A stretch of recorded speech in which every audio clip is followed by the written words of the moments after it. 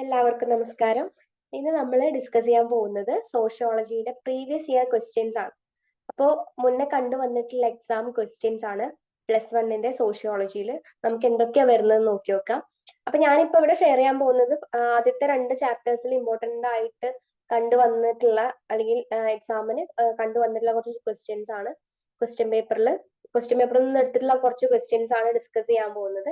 അപ്പൊ first question നോക്കിയേ, identify the sociologist who propounded the concept of sociological imagination. നമ്മൾ first ചാപ്റ്ററിന്റെ അകത്ത് വരുന്ന ഒരു ഭാഗമാണ് സോഷ്യോളജിക്കൽ ഇമാജിനേഷൻ എന്ന് പറഞ്ഞിട്ടുള്ളത്. അപ്പൊ അത് ആരുടെ കോൺസെപ്റ്റ് ആണ് അത് എന്നുള്ളതാണ് ആദ്യത്തെ ചോദ്യം വന്നിട്ടുള്ളത്. അത് നിങ്ങൾക്ക് ഓപ്ഷൻസ് തരും, പിന്നെ നിങ്ങൾ അതൊന്ന് സെലക്ട് ചെയ്ത് എഴുതുക വേണ്ടുള്ളൂ. അപ്പൊ അവിടെ ആരൊക്കെ ഓപ്ഷനിൽ കൊടുത്തിട്ടുള്ളത്? കാൾ മാർക്സ് ഉണ്ട്, മാക്സ് വെബർ ഉണ്ട്, സി റൈറ്റ് മിൽസ് ഉണ്ട്, പിന്നെ CH കൂലി ഉണ്ട്. അപ്പൊ ഇതിൽ ആരാണ് സോഷ്യോളജിക്കൽ ഇമാജിനേഷൻ എന്ന് പറയുന്ന കോൺസെപ്റ്റ് കൊണ്ടുവന്നിട്ടുള്ളത്? ആരാണ്? സി റൈറ്റ് മിൽസ് ആണ് അല്ലെ? അപ്പൊ അത് ഓപ്ഷൻ ഞാൻ അവിടെ റെഡ് മാർക്ക് ചെയ്തിട്ടുണ്ട്. അപ്പൊ അതാണ് അതിന്റെ ആൻസേഴ്സ് കേട്ടോ. താഴെയുള്ള ചോദ്യങ്ങൾക്കൊക്കെ ഞാൻ റെഡ് കളറിലാണ് ആൻസർ അവിടെ കൊടുത്തിട്ടുള്ളത്. അപ്പോ ഫസ്റ്റ് ക്വസ്റ്റ്യന്റെ ആൻസർ അത് കൺസെപ്റ്റ് ഓഫ് സോഷ്യോളജിക്കൽ ഇമാജിനേഷൻ പ്രൊപ്പൗണ്ട് ചെയ്തിട്ടുള്ളത് സി റൈറ്റ് മിൽസ് ആണ്. അപ്പൊ അത് എന്താന്നുള്ളത് നിങ്ങൾക്ക് അറിഞ്ഞിരിക്കണം. അതിന്റെ ഇത്തരത്തിലുള്ള കുറെ ടേംസ് നമ്മുടെ ടെക്സ്റ്റിനകത്ത് തന്നെ കാണാൻ വേണ്ടി സാധിക്കും. അപ്പൊ അത് ആരുടെയൊക്കെ കോൺസെപ്റ്റ് ആണ്, അല്ലെങ്കിൽ ചിലപ്പോൾ കോൺസെപ്റ്റ് ആവും ചോദിക്കുക. അതായത് ആളെ പേര് തന്നിട്ട് ഇദ്ദേഹത്തിന്റെ കോൺസെപ്റ്റ് ഏതാന്നൊക്കെ ആയിരിക്കും ചിലപ്പോൾ ചോദിക്കുക. അപ്പൊ നിങ്ങൾക്ക് കൃത്യമായിട്ട് അറിഞ്ഞിരിക്കണം എന്നുണ്ടെങ്കിൽ പ്രൊപ്പൗണ്ട് ചെയ്ത ആളെ അതേപോലെ തന്നെ അവരുടെ കോൺസെപ്റ്റ് നിങ്ങൾ എന്ത് ചെയ്യണം, അറിഞ്ഞിരിക്കണം. ഇത്തരത്തിലുള്ള ടേംസ് നിങ്ങൾ പുതുതായിട്ട് നല്ല നിങ്ങളുടെ ടെക്സ്റ്റിനകത്ത് ഇത്തരത്തിലുള്ള ടേംസ് കുറെ അധികം വരുന്നുണ്ട്. അപ്പൊ നിങ്ങൾ അത് എന്ത് ചെയ്യുക, അത് കൂടുതലായിട്ട് പഠിക്കുക. ആരാണ് അത് ടേം കോയിൻ ചെയ്തെന്ന് വെച്ചാൽ അവരെയും നിങ്ങൾ എന്ത് ചെയ്യുക, നന്നായിട്ട് പഠിച്ചു വെച്ചോളാം. അപ്പൊ ഇത്തരത്തിലുള്ള 1 വേർഡ് ക്വസ്റ്റ്യൻസ് കൂടുതലായിട്ട് നമുക്ക് ക്വസ്റ്റ്യൻ പേപ്പറിനകത്ത് കാണാൻ വേണ്ടിയിട്ട് സാധിക്കും കേട്ടോ. ഒരു ഫസ്റ്റ് 1 to 5 അതിന്റെ ഇടയിലുള്ള ക്വസ്റ്റ്യൻസ് ഒക്കെ ഇപ്രകാരം 1 വേർഡ് ക്വസ്റ്റ്യൻസ് ആണ് വരിക. ഓപ്ഷൻസ് തന്നിട്ടുണ്ടാവും, നിങ്ങൾ അതൊന്ന് എന്ത് ചെയ്താൽ മതി, ചൂസ് ചെയ്ത് എഴുതേ വേണ്ടുള്ളൂ. അപ്പൊ ഫസ്റ്റ് ക്വസ്റ്റ്യൻ ക്ലിയർ ആയി എന്ന് വിചാരിക്കുന്നു. രണ്ടാമത്തെ ക്വസ്റ്റ്യൻ നോക്കിയേ, analyse the views of Amartya Sen about inequalities existing in Indian society. എന്താണ് അമർത്യ സെനെ കുറിച്ചിട്ടാ പറഞ്ഞിരിക്കുന്നത്? അദ്ദേഹത്തിന്റെ inequalities existing in Indian society. അപ്പൊ നമ്മൾ ഏത് ഭാഗമാണ് നമുക്ക് ഓർമ്മ വരണ്ടേ? നമ്മൾ പഠിച്ചു, ഫസ്റ്റ് ചാപ്റ്റർ നമ്മൾ പഠിച്ചു എന്ത്, pluralities and inequalities among the societies എന്ന് പറയുന്ന ഒരു ടോപ്പിക് ഉണ്ട്, സമൂഹത്തിലെ ബഹുത്വവും അസമത്വവും എന്ന് പറഞ്ഞിട്ട്. അപ്പൊ അതിൽ ഇനീക്വാളിറ്റീസിലാണ് ആരെ പറയുന്നത്? അമർത്യാസനെ പറയുന്നത്. അമർത്യാസൻ എന്തൊക്കെയാ പറഞ്ഞിട്ടുള്ളത് നോക്കിയേ. അതേമാതിരി Amartya Sen is an Indian economist and philosopher. Indian economist ആണ്, ഫിലോസഫർ ആണ്. അപ്പൊ നമ്മളെ ക്വസ്റ്റ്യനകത്ത് അമർത്യാസന്റെ ഇനീക്വാളിറ്റീസിനെ കുറിച്ചാണ് ചോദിച്ചത്. അല്ല, അദ്ദേഹം ഇനീക്വാളിറ്റീസ് നമ്മുടെ ഇന്ത്യൻ സൊസൈറ്റിക്ക് അകത്ത് നിലനിൽക്കുന്ന ഇനീക്വാളിറ്റീസിനെ കുറിച്ചാണ് ചോദിച്ചിട്ടുള്ളത്. അപ്പൊ നമ്മൾ ആദ്യം എന്തെഴുതണം, ആരാണ് അമർത്യാസൻ എന്നുള്ളത് എഴുതണം കേട്ടോ. അത് നിങ്ങൾ പ്രത്യേകം മനസ്സിലാക്കുക. ആരാണ് അമർത്യാസൻ? അതായത് അദ്ദേഹം ഒരു ഇന്ത്യൻ എക്കണോമിസ്റ്റ് ആണ്, ഫിലോസഫർ ആണ് എന്നുള്ളത് നിങ്ങൾ നിങ്ങളുടെ ആൻസർ ഷീറ്റിൽ ഉൾപ്പെടുത്താൻ വേണ്ടിയിട്ട് ശ്രമിക്കാം. ഇനിയോ അമർത്യാസൻ എന്താ പറഞ്ഞില്ലേ, inequality create differences in societies എന്നാ പറയുന്നത് അല്ലെ? എന്താണ് ഇനീക്വാളിറ്റീസ് എന്ത് ക്രിയേറ്റ് ചെയ്യുന്നത്? സൊസൈറ്റിക്കകത്തൊരു ഡിഫറൻസ് ക്രിയേറ്റ് ചെയ്യുന്നു എന്നാ പറയുന്നത്. അമർത്യാസൻ പറഞ്ഞിട്ടുള്ള ഒരു കോട്ടായിട്ട് നമുക്ക് എന്ത് ചെയ്യാം, പറയാൻ വേണ്ടിയിട്ട് സാധിക്കും. അപ്പൊ നിങ്ങൾ മനസ്സിലാക്കി വെക്കുക, ഇനീക്വാളിറ്റീസ് എന്ന് പറയുന്നത് നമ്മുടെ സൊസൈറ്റിക്ക് അകത്ത് പലതരത്തിലുള്ള വ്യത്യാസങ്ങൾ എന്ത് ചെയ്യുന്നുണ്ട്, ഉണ്ടാക്കുന്നുണ്ട് എന്നുള്ളതാണ്. Inequalities create differences in societies, അതാണ് അമർത്യാസൻ നമുക്ക് പറഞ്ഞു തരുന്ന കാര്യങ്ങൾ. അപ്പൊ ഇപ്രകാരമാണ് അത്തരത്തിലുള്ള ഒരു അദ്ദേഹം അങ്ങനെ മുന്നോട്ട് വയ്ക്കാനുണ്ടായ കാരണങ്ങളും കുറച്ച് പോയിന്റ്സ് ഒക്കെ നമ്മൾ ടെക്സ്റ്റിനകത്ത് അദ്ദേഹം കൊടുത്തിട്ടുണ്ട്. നമ്മൾ ഡിസ്കസ് ചെയ്താണ് ഫസ്റ്റ് ചാപ്റ്ററിൽ. എന്താണ്, some Indians are rich, most are not. എന്താണ്, ഇന്ത്യക്കകത്ത് ചില ആളുകൾ എങ്ങനെയാണ്, ഭയങ്കര റിച്ച് ആയിട്ടുള്ള പേഴ്സൺസ് ആണ്, ചിലരെന്താ അത്രമാത്രം റിച്ച് ഒന്നും അല്ല. ഇനിയോ some are educated, other are not. ചിലരെന്താണ് വളരെയധികം എഡ്യൂക്കേറ്റഡ് ആണ്, ചിലരോ എഡ്യൂക്കേറ്റഡ് അല്ല, ഇല്ലിറ്ററേറ്റ് ആണ്. പിന്നെയോ some led easy lives of luxury. എന്താണ്, ചിലർ എങ്ങനെയാണ് വളരെയധികം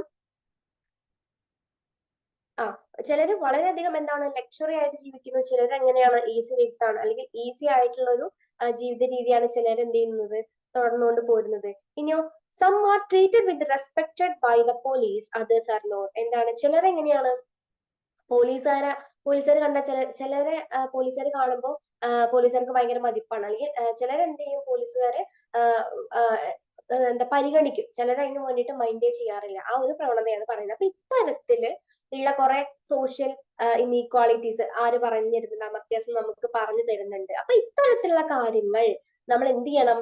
അത് നമ്മൾ തള്ളിക്കളയേണ്ട ഒന്നല്ല. ഇതെല്ലാം എന്തുകൊണ്ടാണ് സംഭവിക്കുന്നത്, അല്ലെങ്കിൽ ഇത്തരത്തിലുള്ള പ്രശ്നങ്ങളൊക്കെ നമ്മൾ തള്ളിക്കളയേണ്ട ഒരു കാരണമല്ല, അല്ലെ തള്ളിക്കളയേണ്ട ഒരു കാര്യമല്ല. അത് നമ്മൾ എന്ത് ചെയ്യണം? ഈ വിഷയത്തെ ഗൗരവപൂർവ്വം കാണണം, അല്ലെങ്കിൽ ഇത്തരത്തിലുള്ള ഇനീക്വാളിറ്റീസിന് നമ്മൾ ആ ഒരു വിഷയത്തെ നമ്മൾ എന്ത് ചെയ്യണം?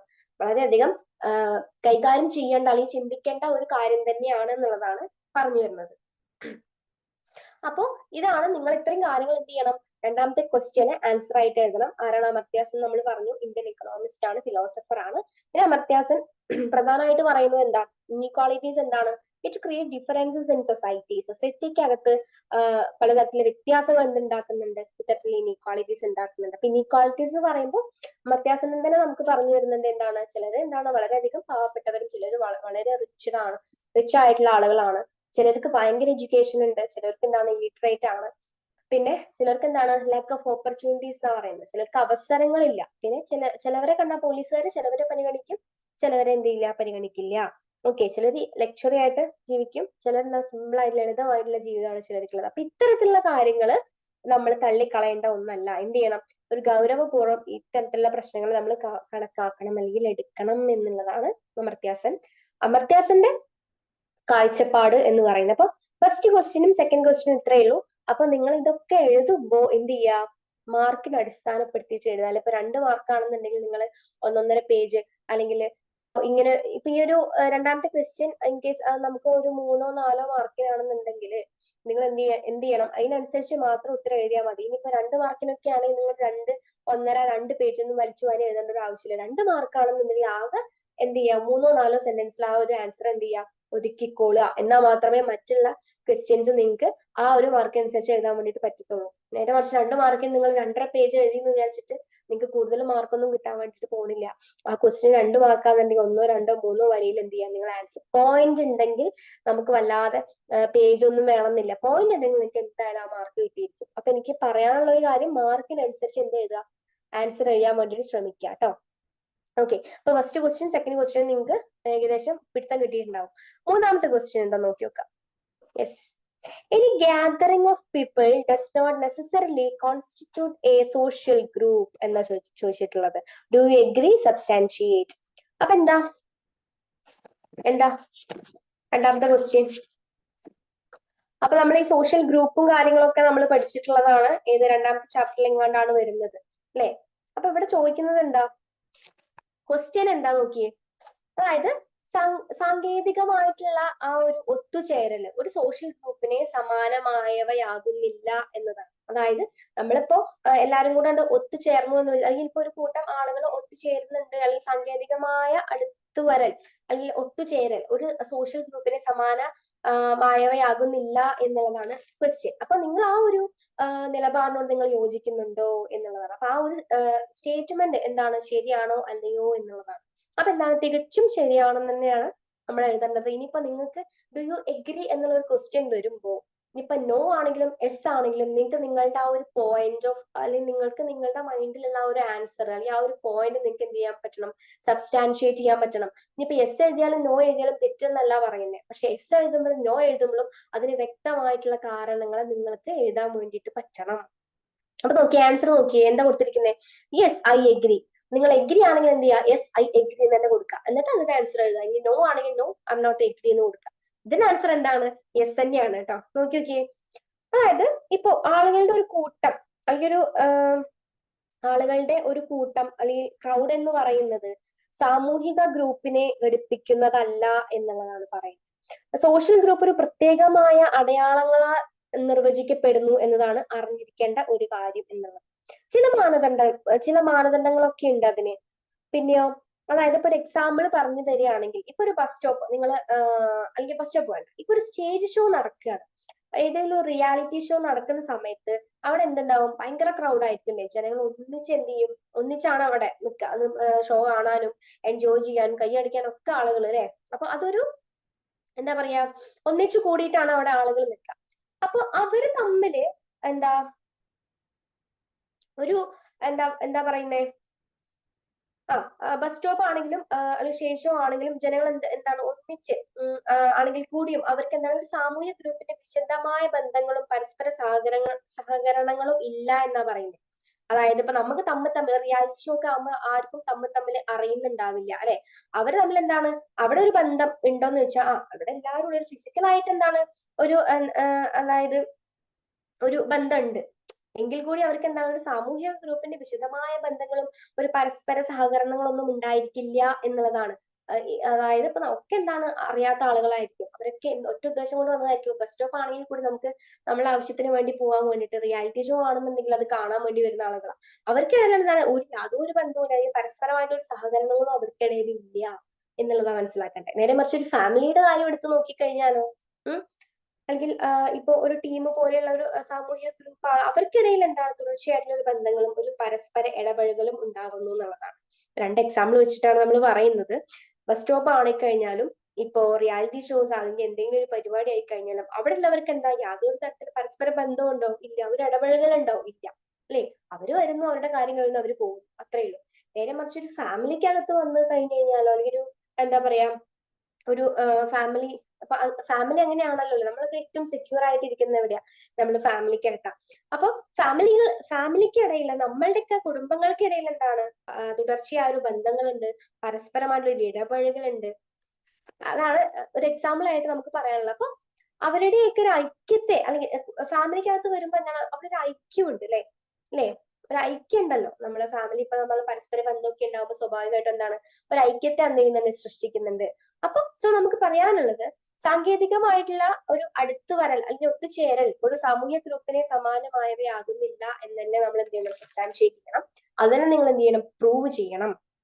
ഓക്കെ, അപ്പോ പറയുന്നത് ഇത്രയേ ഉള്ളൂ. നിങ്ങൾ ഈ ഒരു സ്റ്റേറ്റ്മെന്റിനോട് നിങ്ങൾ എന്താണ് പൂർണ്ണമായിട്ട് യോജിക്കുന്നുണ്ട്. ആളുകളുടെ ഒരു കൂട്ടം സാമൂഹ്യ ഗ്രൂപ്പിനെ ഘടിപ്പിക്കുന്ന ഒന്നല്ല. ഓക്കെ, ആളുകളുടെ വെറും ഒരു ക്രൗഡ് അല്ലെങ്കിൽ ഒരു ആളുകളുടെ കൂട്ടം എന്ന് പറയുമ്പോൾ ഒരു സാമൂഹ്യ ഗ്രൂപ്പ് ആവുന്നുണ്ടോ? ഇല്ല. അതിനെന്താണ് ഒരു പ്രത്യേകമായ അടയാളങ്ങളൊക്കെ ഉണ്ട്. അതിന് സോഷ്യൽ ഗ്രൂപ്പ് ആവണം എന്നുണ്ടെങ്കിൽ ഒരു പ്രത്യേകമായ അടയാളങ്ങളൊക്കെ ഉണ്ട് എന്നുള്ളതാണ് മനസ്സിലാക്കേണ്ട കാര്യം. ബസ് സ്റ്റോപ്പിന്റെയും ഫാമിലിയുടെയും കാര്യം എടുത്തു കഴിഞ്ഞാൽ തന്നെ ബസ് സ്റ്റോപ്പിൽ നിൽക്കുന്ന ഒരു കുറച്ച് ആളുകളും നമ്മുടെ ഫാമിലിക്കകത്തുള്ള ആളുകളും വളരെ തികച്ചും വ്യത്യസ്തത നിറഞ്ഞിട്ടുള്ള ആളുകളാണ്. ബസ് സ്റ്റോപ്പിലാവുമ്പോൾ എന്താ അവർ തമ്മിൽ യാതൊരു ബന്ധവും ഇല്ല, ഒരു സഹകരണം ഇല്ല അല്ലെ. ഫാമിലിക്കകത്താവുമ്പോ എന്താ പരസ്പര ബന്ധം, തുടർച്ചയായിട്ടുള്ള ബന്ധം, ഇടപഴകല് ഒക്കെ എന്ത് ചെയ്യുന്നുണ്ട്, അവിടെ ഉണ്ടാവുന്നുണ്ട് എന്നുള്ളതാണ് മനസ്സിലാക്കേണ്ട കാര്യം. അപ്പൊ അതൊരു ഐക്യം സൃഷ്ടിക്കുന്നുണ്ട്. സോ സാങ്കേതികമായിട്ടുള്ള ആ ഒരു ഒത്തുചേരൽ ഒരു സാമൂഹ്യ ഗ്രൂപ്പിനെ സമാനമായവയാകുന്നില്ല എന്നുള്ളതാണ് പറഞ്ഞത്. ഇത്രയാണ് മൂന്നാമത്തെ ക്വസ്റ്റ്യന്റെ ആൻസർ നിങ്ങൾ എഴുതേണ്ടത്. പിന്നെ ഞാൻ പറഞ്ഞു നമ്മൾ ക്വസ്റ്റ്യൻസിന് ആൻസർ അല്ലെങ്കിൽ മാർക്കിനനുസരിച്ച് ആൻസർ എഴുതാൻ വേണ്ടി ശ്രമിക്കുക എന്നുള്ളത്. ഇന്നൊന്ന് വായിച്ചു നോക്കി, ഞാൻ എഴുതിയിട്ടുള്ള ആ ഒരു എക്സാമ്പിൾസ് ആയത് ഞാൻ എഴുതിയിട്ടുള്ള ഒന്ന് ജസ്റ്റ് ഒന്ന് വായിച്ചു നോക്കിയ, വേഗം ഒന്ന് കണ്ടുപിടിച്ചേ.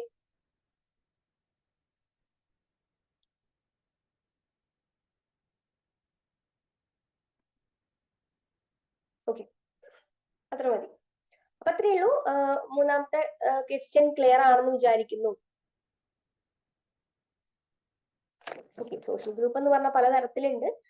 അതായത് ഇപ്പൊ നമ്മൾ 2 എക്സാമ്പിൾ വെച്ച് നിങ്ങൾ പറഞ്ഞാൽ മതി. അങ്ങനെ വെച്ച് പഠിച്ചാൽ പെട്ടെന്ന് എന്ത് ചെയ്യും, മനസ്സിലാക്കാൻ പറ്റും. ബസ് സ്റ്റോപ്പ് ആണെന്നുണ്ടെങ്കിൽ അത് അവിടെ ആളുകൾ ഉണ്ടെന്ന് വെച്ചാൽ അവരെന്താണ്, അവർക്ക് എന്താ പറയുന്നത്, ഒരു സമൂഹ ഗ്രൂപ്പിന് വിശദമായ ബന്ധങ്ങളും അതേപോലെ തന്നെ ഒരു പരസ്പര സഹകരണങ്ങളും ഉണ്ടായിക്കോളണമെന്നില്ല, ഇല്ല എന്ന് തന്നെ പറയാം. പക്ഷെ ഫാമിലിക്കകത്ത് വന്നു കഴിഞ്ഞാലോ ആ ഒരു സാമൂഹ്യ ഗ്രൂപ്പുകൾ, ആ ഒരു സാമൂഹ്യ ഗ്രൂപ്പ് എങ്ങനെയാ, അവർക്കിടയിൽ തുടർച്ചയായിട്ടുള്ള ബന്ധങ്ങളും അല്ലെങ്കിൽ പരസ്പര ഇടപഴകലും ഉണ്ടാകുന്നു.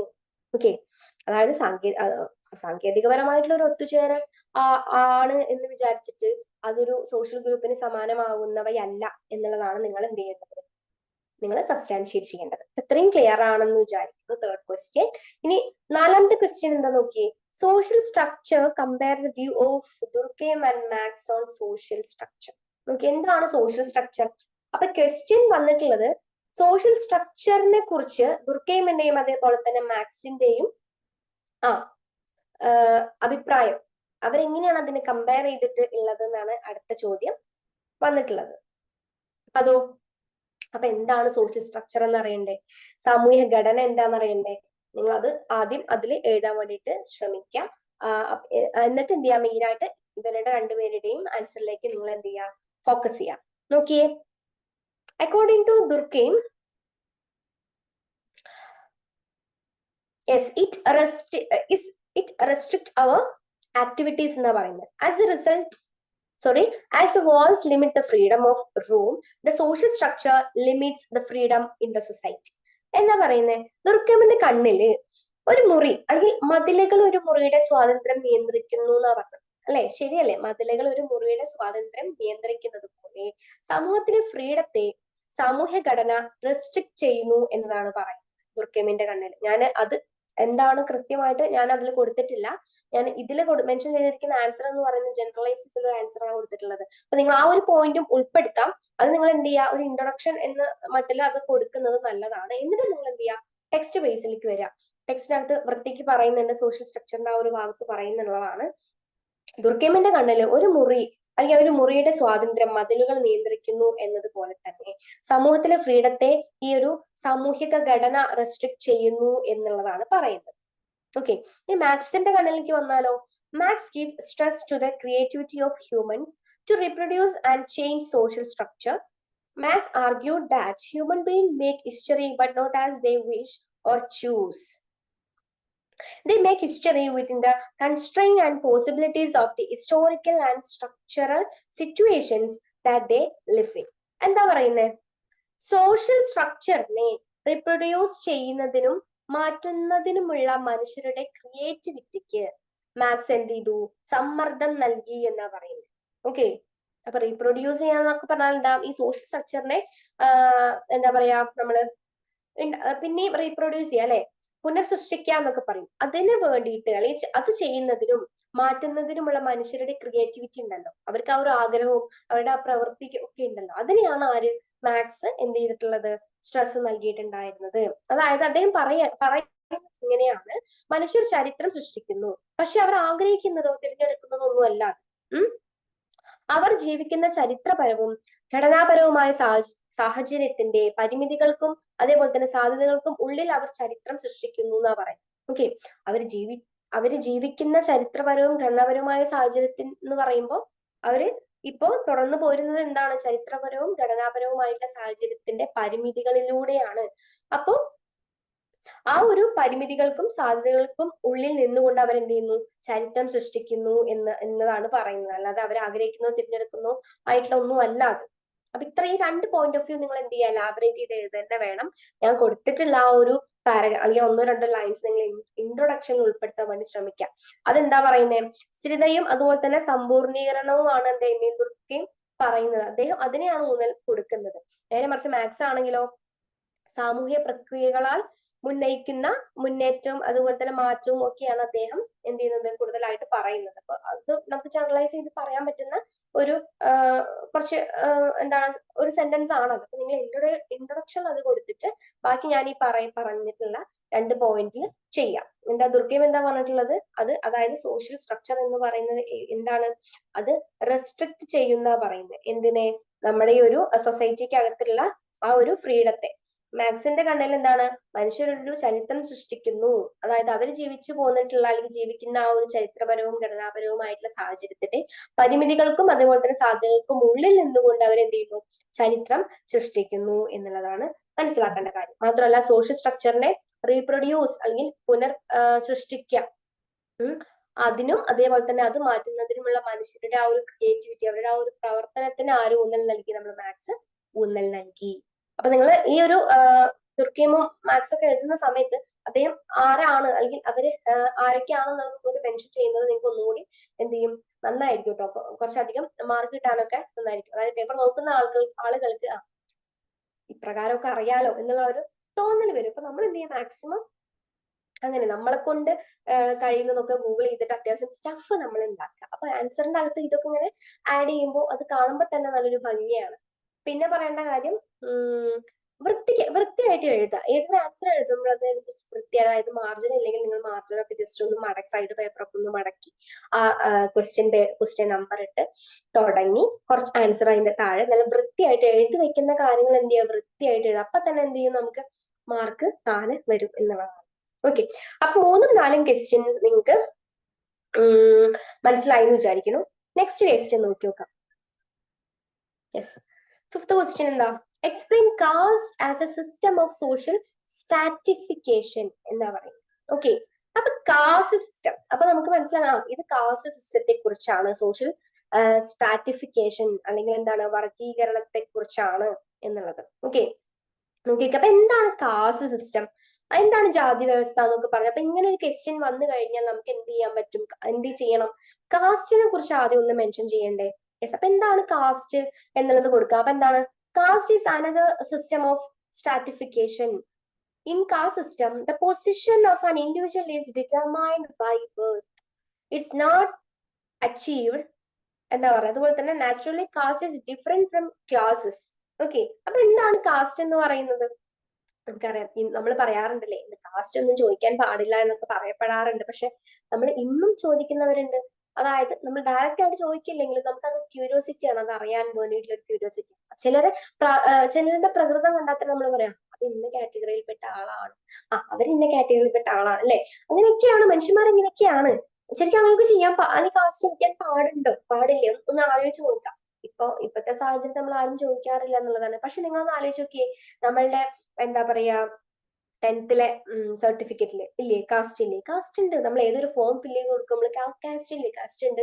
മാത്രമല്ല നിങ്ങൾ +1 അഡ്മിഷൻ എടുത്ത സമയത്ത് നിങ്ങൾ ചോദിച്ചിട്ടുണ്ടാവും നിങ്ങൾ ഏത് കാസ്റ്റിലാണ്. നിങ്ങൾ ഫോം ഫില്ല് ചെയ്തിട്ട് അതിന് വരേണ്ട എന്ത് കാസ്റ്റ് ഉണ്ട്. പക്ഷെ എന്നാലും നമ്മൾ എന്താ പറയാ, ഇത് ചോദിക്കാൻ പാടില്ല എന്നാണ് പറയാ. പക്ഷെ നമ്മൾ അതില്ലാത്തൊരു സംഭവം ഇല്ലാടോ, എല്ലായിടത്തും എന്തിൻ്റെ അകത്ത് മെൻഷൻ ചെയ്യുന്നുണ്ട് നമ്മൾ. ഓക്കെ, അപ്പോ കാസ്റ്റ് അല്ലെ, കാസ്റ്റ് എന്താണ്, ഇപ്പോഴും നിലനിൽക്കുന്ന ഒന്നാണ്. പല പ്രശ്നങ്ങളും ഇന്ന് കാസ്റ്റ് ബേസിൽ നേരിടുന്നുണ്ട് എന്നുള്ളതാണ്. താഴ്ന്ന വിഭാഗം, അതിൽ തന്നെയുണ്ട് എന്ത് താഴ്ന്ന വിഭാഗം, അതേപോലെ തന്നെ ഉയർന്ന വിഭാഗങ്ങൾ. ഇപ്പൊ ഹിന്ദുസിന്റെ കേസിലാണെങ്കിൽ അതുണ്ട്, പണ്ട് അത് ഉണ്ടായിരുന്നു. ഇന്ന് കുറെയൊക്കെ എന്തുണ്ട്, അതിന് മോചനം നമുക്ക് കിട്ടിയിട്ടുണ്ട് എന്നുള്ളതാണ്. ഓക്കെ, അപ്പോ സ്ട്രാറ്റിഫിക്കേഷന്റെ അല്ലെങ്കിൽ വർഗീകരണത്തിന്റെ മറ്റൊരു സമ്പ്രദായമാണ് എന്ത് ജാതി വ്യവസ്ഥ എന്ന് പറയുന്നത്. ഓക്കെ, അതൊരു വ്യക്തിയുടെ സ്ഥാനം നിർണ്ണയിക്കുന്നത്, അതിലൊരു വ്യക്തിയുടെ സ്ഥാനം നിർണ്ണയിക്കുന്നത് എന്താണ്, ജനനമാണ് എന്നുള്ളതാണ്. ഓക്കെ, അത് നേടിയെടുക്കുന്നവയല്ല. നമ്മൾ ജനിക്കുമ്പോ തന്നെ നമുക്ക് എന്ത് ചെയ്തതാണ്, അല്ലെങ്കിൽ ആ ഒരു സ്ഥാനം നിർണ്ണയിക്കുന്നത്, അല്ലെങ്കിൽ ഇന്ന കാസ്റ്റിൽപ്പെട്ട ആളാണ്, ഇന്ന ജാതിയിൽപ്പെട്ട ആളാണെന്ന് നിർണ്ണയിക്കുന്നത് ജനനമാണ് എന്നുള്ളത് ഒരിക്കലും നമുക്ക് അച്ചീവ് ചെയ്യാൻ പറ്റില്ല, നേടിയെടുക്കാൻ പറ്റത്തില്ല. ഓക്കെ, ഇനി ക്ലാസ്, കാസ്റ്റ്, വർഗം, അതുപോലെ തന്നെ ജാതി. വർഗത്തിൽ നിന്നും വ്യത്യസ്തമാണ് എന്ത് ജാതി എന്ന് പറയുന്നത്. പ്രകാരമാണ് നോക്കിയേ, നമ്മുടെ പരമ്പരാഗത ഇന്ത്യയിൽ വ്യത്യസ്ത ജാതികൾ അല്ലെങ്കിൽ ഈ പറയപ്പെടുന്ന വ്യത്യസ്ത ജാതികൾ ഒരു ശ്രേണിയുടെ ഒരു സമ്പ്രദായം രൂപീകരിച്ചു എന്നുള്ളതാണ്. Okay, caste structure was based on purity and pollution. ഈ പ്യൂരിറ്റി ആൻഡ് പൊല്യൂഷൻ എന്നുള്ളത് നിങ്ങളുടെ ആൻസർ ഷീറ്റിൽ കാസ്റ്റിനെ കുറിച്ച് എന്ത് ചോദിച്ചു കഴിഞ്ഞാൽ നിങ്ങൾ എന്ത് ചെയ്യുക, എഴുതാൻ വേണ്ടിയിട്ട് ശ്രമിക്കുക. പ്യൂരിറ്റി ആൻഡ് പൊല്യൂഷൻ എന്താണ്, ശുദ്ധവും അശുദ്ധവും. അതായത് പണ്ട് കാലങ്ങളിൽ നിങ്ങൾ പഠിച്ചിട്ടുണ്ട്, സ്കൂളിലൊക്കെ പഠിച്ചിട്ടുണ്ടാവും. പണ്ട് കാലങ്ങളിൽ ഇത്തരത്തിലുള്ള ജാതി വ്യവസ്ഥയ്ക്കകത്ത് ഉണ്ടായിരുന്നു ശുദ്ധവും അശുദ്ധവും അല്ലെ, താഴ്ന്നവരും അതുപോലെ തന്നെ ഉയർന്ന ബ്രാഹ്മണന്മാരും ഏറ്റവും പാവപ്പെട്ടവര്, താഴ്ന്നവര്, പണിയെടുക്കുന്ന കുടിയന്മാര് എന്നൊക്കെ നമ്മൾ ആദ്യം കേട്ടിട്ടുണ്ടാവും. അപ്പൊ അത്തരത്തിലുള്ള ആളുകള് പ്യൂരിറ്റി പൊല്യൂഷൻ ആ ഒരു കാലഘട്ടത്തിലാണ് ഇത് കൂടുതലായിട്ടും ഈ അശുദ്ധവും ശുദ്ധവും, അതായത് എന്താണ് ഈ ഉയർന്ന ജാതിക്കാര് താഴ്ന്ന ജാതിക്കാരെ കാണാൻ പാടില്ല, കണ്ടു കഴിഞ്ഞാൽ കുളിക്കണം. ഉയർന്ന ജാതിക്കാര് വഴിയിലൂടെ നടന്നു വരുന്നുണ്ടെങ്കിൽ അവർ അവിടെ തന്നെ മടിയടിക്കും. എന്തിനു വേണ്ടിയിട്ടാ, ഈ ഒരു താഴ്ന്ന ജാതിക്കാർ അതുവഴി പാസ് ചെയ്യുന്നുണ്ടെങ്കിൽ അവര് വഴി മാറി കൊടുക്കാൻ വേണ്ടിയിട്ടാ. അതായത് ബ്രാഹ്മണന്മാരൊന്നും ഈ ഒരു താഴ്ന്ന ജാതിയിൽപ്പെട്ട സ്ത്രീകളെ കാണാൻ തന്നെ പാടില്ല എന്നുള്ളതാ പറയാം. കണ്ടു കഴിഞ്ഞാൽ അവരെന്താണ് വീട്ടിൽ പോയി കുളിക്കണം.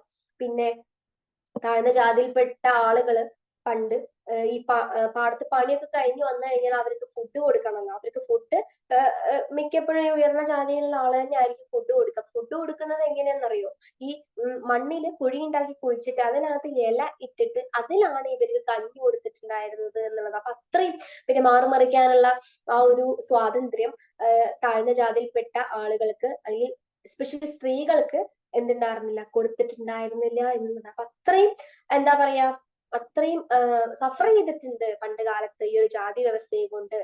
അപ്പോ ഞാൻ പറഞ്ഞു ബ്രാഹ്മണന്മാർക്ക് അന്നൊക്കെ എന്താണ് ഹൈ പൊസിഷൻ ആയിരുന്നു. ബ്രാഹ്മണന്മാരാണ് അവരാണ് എന്താ ശുദ്ധജാതി എന്നറിയപ്പെടുന്നത് ആരായിരുന്നു, ബ്രാഹ്മണന്മാരായിരുന്നു അന്നത്തെ കാലത്ത്. അപ്പൊ പ്രകൃതിയിൽ തന്നെ അവർക്ക് എന്താണ് പരമോന്നത സ്ഥാനമാണ് ലഭിച്ചിട്ടുണ്ടായിരുന്നത് പണ്ട് കാലങ്ങളിൽ. പിന്നെയോ പഞ്ചമാസ്, നിങ്ങൾ ടെക്സ്റ്റിനകത്ത് നിങ്ങൾക്ക് കാണാൻ വേണ്ടിയിട്ട് പറ്റും, പഞ്ചമാസ് എന്ന് പറയുന്ന ഒരു വിഭാഗം ഉണ്ടായിരുന്നു. അവരെങ്ങനെയാ, ഹു ഡിസ്ക്രൈബ്സ് ഔട്ട്കാസ്റ്റ് അല്ലെ ജാതി ഭ്രഷ്ടർ എന്നാണ് അവരെ അറിയപ്പെട്ടിട്ടുണ്ടായിരുന്നത്, പഞ്ചമാസ്. ഓക്കെ, ഈ ജാതി ഭ്രഷ്ടരെ അറിയപ്പെട്ടിരുന്നത് ഈ പഞ്ചമാസ് അല്ലെങ്കിൽ പഞ്ചമന്മാർ എന്നുള്ള പേരിലായിരുന്നു. ഓക്കെ, മറ്റെല്ലാ ജാതിയെക്കാട്ടിലും താഴ്ന്നവരായിരുന്നു ഈ പഞ്ചമാസ് എന്ന് പറയുന്നത്. നമുക്കറിയാം India was based on four fold varnas അല്ലെ. ഇന്ത്യ എന്ന് പറയുന്ന നമ്മുടെ ഈ ഒരു രാജ്യം ചാതുർവർണ്ണ വ്യവസ്ഥയൊക്കെ ഉണ്ടായിരുന്നു ആദ്യത്തെ കാലഘട്ടത്തിൽ. പക്ഷെ ഇന്നും നിലനിൽക്കുന്നുണ്ടോ? ഇന്നൊന്നും ഇല്ല. ഇതൊക്കെ കുറെയൊക്കെ മെച്ചപ്പെട്ടിട്ടുണ്ട്. അപ്പൊ എന്താണ് ഈ 4 വിധ വർണ്ണ സമ്പ്രദായം എന്ന് പറയുന്നത്? ബ്രാഹ്മണ, ക്ഷത്രിയ, വൈശ്യ, ശൂദ്രാസ്. അതിൽ ബ്രാഹ്മണന്മാരാണ്, അവർക്ക് കീഴെ വരുന്നത് ആരാ? ക്ഷത്രിയാസ് ആണ്. പിന്നീട് വൈശ്യാസും, പിന്നീട് ശൂദ്രാസ്. ശൂദ്രാസ് എന്ന് പറയുന്നത് എന്താണ്? ഏറ്റവും താഴെ തട്ടിലുള്ള ആളുകളെയാണ് കേട്ടോ പറയുന്നത്. അതായത് ഈ ഒരു ജാതി ഗ്രൂപ്പ് എന്ന് പറയുമ്പോൾ കുലത്തൊഴിൽ അടിസ്ഥാനത്തിൽ, എന്താ കുലത്തൊഴിൽ എന്ന് പറയുന്നത്? അതായത് ഇപ്രകാരമുള്ള ഇത്തരത്തിലുള്ള കാറ്റഗറിയിൽ പെടുന്ന ആളുകള്. ഇപ്പൊ നോക്കിയാൽ നമ്മൾ പറയാറുണ്ട് എന്താ കുലത്തൊഴിൽ എന്ന് പറയുമ്പോ തട്ടാന്മാര്. തട്ടാൻ എന്താണ്? ഒരു കാസ്റ്റ് ആണ്. ആ തട്ടാന്മാരുടെ കുലത്തൊഴിൽ എന്ന് പറയുന്നത് എന്താ? ഗോൾഡ് ആണ്. അവര് സ്വർണം കൊണ്ട് ഉണ്ടാക്കുന്ന പണിയെടുക്കുന്ന ആളുകളാണ് തട്ടാന്മാരെന്ന് പറയുന്നത്. പിന്നെ മണ്ണാന്മാരെന്ന് പറഞ്ഞു കേട്ടിട്ടുണ്ട് നമ്മള്. പിന്നെ അതേപോലെ തന്നെ ചട്ടി ഉണ്ടാക്കുന്ന, അതൊരു കുലത്തൊഴിലാണ്. ചട്ടി ഉണ്ടാക്കുക, അവർക്ക് വേറൊരു പേരാണ് പറയാ. പിന്നെ അലക്കുകാര്, പണ്ടുള്ള കാലം അതൊരു കുലത്തൊഴിലായിരുന്നു, അലക്കുക. അവർക്ക് വേറെ ഒരു പേരാ പറയാ. പിന്നെന്താ, അത്തരത്തിലുള്ള കുലത്തൊഴിൽ നിങ്ങളെ വീട്ടിൽ ചോദിച്ചു നോക്കിയാൽ മനസ്സിലാവും കേട്ടോ. വീട്ടില് അച്ഛൻ്റെ അടുത്തോ അമ്മയുടെ അടുത്തോ ചോദിച്ചു നോക്കിയാൽ മനസ്സിലാവും എന്താണ് കുലത്തൊഴിൽ. അപ്പൊ നിങ്ങൾക്ക് കുറച്ചുകൂടി കുറച്ചുകൂടി അറിയാൻ വേണ്ടിയിട്ട് പറ്റും. നിങ്ങൾക്ക് അറിയുന്ന കാര്യങ്ങൾ തന്നെയാണ്. എന്തെങ്കിലും സംശയം ഉണ്ടെങ്കിൽ അവരുടെ ചെയ്യാം. അപ്പൊ അവര് പറഞ്ഞുതരും ഇന്നതൊക്കെയാണ് കുലത്തൊഴിൽ എന്ന് പറയുന്നത്. അപ്പൊ ഈ ഒരു കുലത്തൊഴിൽ അടിസ്ഥാനപ്പെടുത്തിയുള്ള ജാതി ഗ്രൂപ്പുകൾ ഉണ്ടായിരുന്നു എന്നുള്ളതാണ്. അപ്പോ ഉയർന്ന ജാതി എൻഡോഗമി, അവർ ഉയർന്ന ജാതികളിൽ പെട്ടവരെന്താണ് വെച്ചാൽ എൻഡോഗമി എന്നാണ് അതിന് പറയാം കേട്ടോ. എൻഡോഗമി, ആ ടേം ഓർത്ത് വെച്ചോളാം. അപ്പൊ അവര് മാക്സിമം അല്ലെങ്കിൽ ഉയർന്ന ജാതിയിൽ പെട്ടിരുന്ന ആളുകള് താഴെ ഉള്ളവരോട് സമ്പർക്കം ഒഴിവാക്കി എന്നുള്ളതാണ്. അവരുടെ ആ ഒരു പ്യൂരിറ്റി നിലനിർത്തി കൊണ്ടുപോകണമെങ്കിൽ ഈ ഒരു താഴ്ന്ന ജാതിയിൽ പെടുന്ന ആളുകളെടുത്ത് സംസാരിക്കാൻ പാടില്ല എന്നുള്ള ഒരു വിശ്വാസം, അല്ലെങ്കിൽ പാടില്ല എന്നൊരു നിലപാടായിരുന്നു അന്ന് ഉയർന്ന ജാതിക്കാർക്ക് ഉണ്ടായിട്ടുണ്ടായിരുന്നത്. പിന്നീട് എന്താണെന്നറിയോ, നമ്മൾ നഗരവൽക്കരണം വന്നതോട് കൂടിയിട്ട് എന്ത് സംഭവിച്ചു? ഈ ഒരു ജാതി വ്യവസ്ഥ ആകെ മാറി മറിഞ്ഞു എന്നുള്ളതാണ് മനസ്സിലാക്കേണ്ട ഒരു കാര്യം. അപ്പൊ അതുമായി ബന്ധപ്പെട്ടിട്ടുള്ള ഒരു പ്രത്യാഘാതങ്ങളെ നമ്മൾ ദേശായി വിവരിക്കുന്നത് ഇങ്ങനെയാണ്.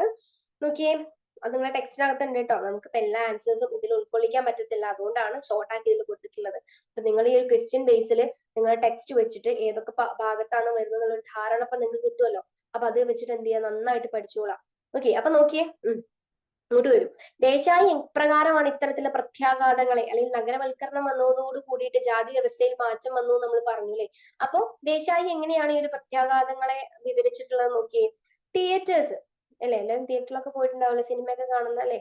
അത്തരത്തിലുള്ള തിയേറ്റേഴ്സ്, അതേപോലെ തന്നെ ബസ്സുകള്, റെയിൽവേ സ്റ്റേഷൻ എന്നിവയെ പോലെയൊക്കെ ആധുനിക വ്യവസായങ്ങൾ ആധുനിക നഗരങ്ങളായിട്ട് രൂപപ്പെട്ടു എന്നുള്ളതാണ്. ആധുനിക വ്യവസായങ്ങളും ആധുനിക നഗരങ്ങളൊക്കെ എന്ത് ചെയ്തു? അവിടെ രൂപപ്പെട്ടു. അപ്പൊ ഇത്തരത്തിലുള്ള കാര്യങ്ങൾ രൂപപ്പെട്ട് കഴിഞ്ഞാൽ എന്തായിരിക്കും? നമുക്ക് ചിന്തിച്ചാൽ മനസ്സിലാവും. ഇപ്പൊ ഹോട്ടലാണെങ്കിലും പലതരത്തിലുള്ള സംഭവങ്ങളാണെങ്കിലും പല ജാതിയിലുള്ള ആളുകളും എന്ത് ചെയ്യുക, അവിടെ വരാൻ വേണ്ടി തുടങ്ങി എന്നുള്ളതാണ്. ഓക്കെ, അപ്പൊ ബസ്സുകളാണെങ്കിലും അതുപോലെ തിയേറ്റർ, അതുപോലെ തന്നെ ഹോട്ടൽസ്, അവിടെയൊക്കെ എല്ലാവരും ഒന്നിച്ചു കൂടി. അതായത് ഈ താഴ്ന്ന ജാതിയെ കാണാൻ പാടില്ല എന്ന് പറയുന്ന ഉയർന്ന ജാതി, അല്ലെങ്കിൽ ഉയർന്ന ജാതിക്കാരെ താഴ്ന്ന ജാതിക്കാരെ കാണാൻ പാടില്ല, പിന്നെ കാണാൻ കൂടെ പാടില്ല, പിന്നെ അല്ലെ തൊടല്. അപ്പൊ അതൊന്നും ഇല്ല, അങ്ങനെയൊന്നും പാടില്ല എന്ന് പറയുന്ന ആ ഒരു സാഹചര്യത്തിലാണ് എന്ത് നഗരവൽക്കരണം വന്നത്.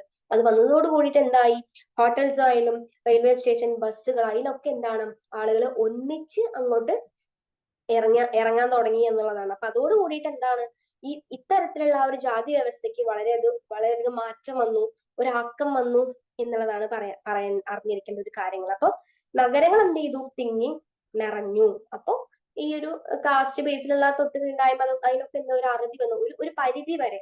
എല്ലാം തുടച്ചു മാറ്റി എന്ന് പറയാൻ വേണ്ടിയിട്ട് പറ്റും, ഒരു പരിധി വരെ. എന്നിരുന്നാലും ഈ താഴ്ന്നവരെടുത്ത് ഉയർന്നവരെന്താണ് ചില രീതിയിലൊക്കെ ഓരോ കാര്യങ്ങളും വേണ്ടാത്തതും അല്ലെങ്കിൽ പല അശ്ലീലമായിട്ടുള്ള വാക്കുകളൊക്കെ ഉപയോഗിച്ചിട്ടുണ്ടായിരുന്നു എന്നുള്ളതാണ്.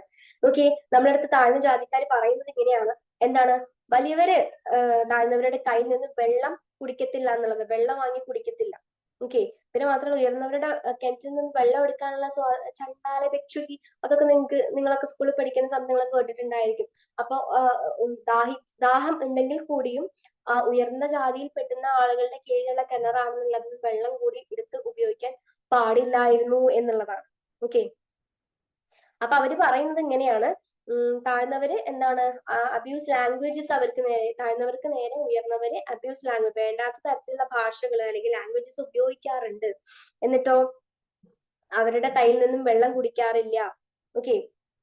അപ്പോ ഇതിനെല്ലാം കാരണം എന്താണ്? ഈ ഉയർന്നവർക്ക് ഇങ്ങനെ ഒരു വിചാരമുണ്ട്, അല്ലെങ്കിൽ ഉയർന്ന ജാതിയിൽപ്പെടുന്ന ആളുകൾ മനസ്സിൽ വിചാരിക്കുന്നത് ഇങ്ങനെയാണ്, അവരുടെ വിശ്വാസം ഇങ്ങനെയാണ്. എന്താണ്? തങ്ങളാണ് വലിയ ആളുകള്, അല്ലെങ്കിൽ താഴ്ന്നവരുടെ അടുത്തൊരു ഫ്രണ്ട്ഷിപ്പോ അല്ലെങ്കിൽ ഏതെങ്കിലും തരത്തിലുള്ള ഒരു റിലേഷൻ അവർ മെയിൻറ്റെയിൻ ചെയ്യാന്നുണ്ടെങ്കിൽ അവരുടെ പ്യൂരിറ്റി അവർക്ക് എന്ത് ചെയ്യും? നഷ്ടമാകും.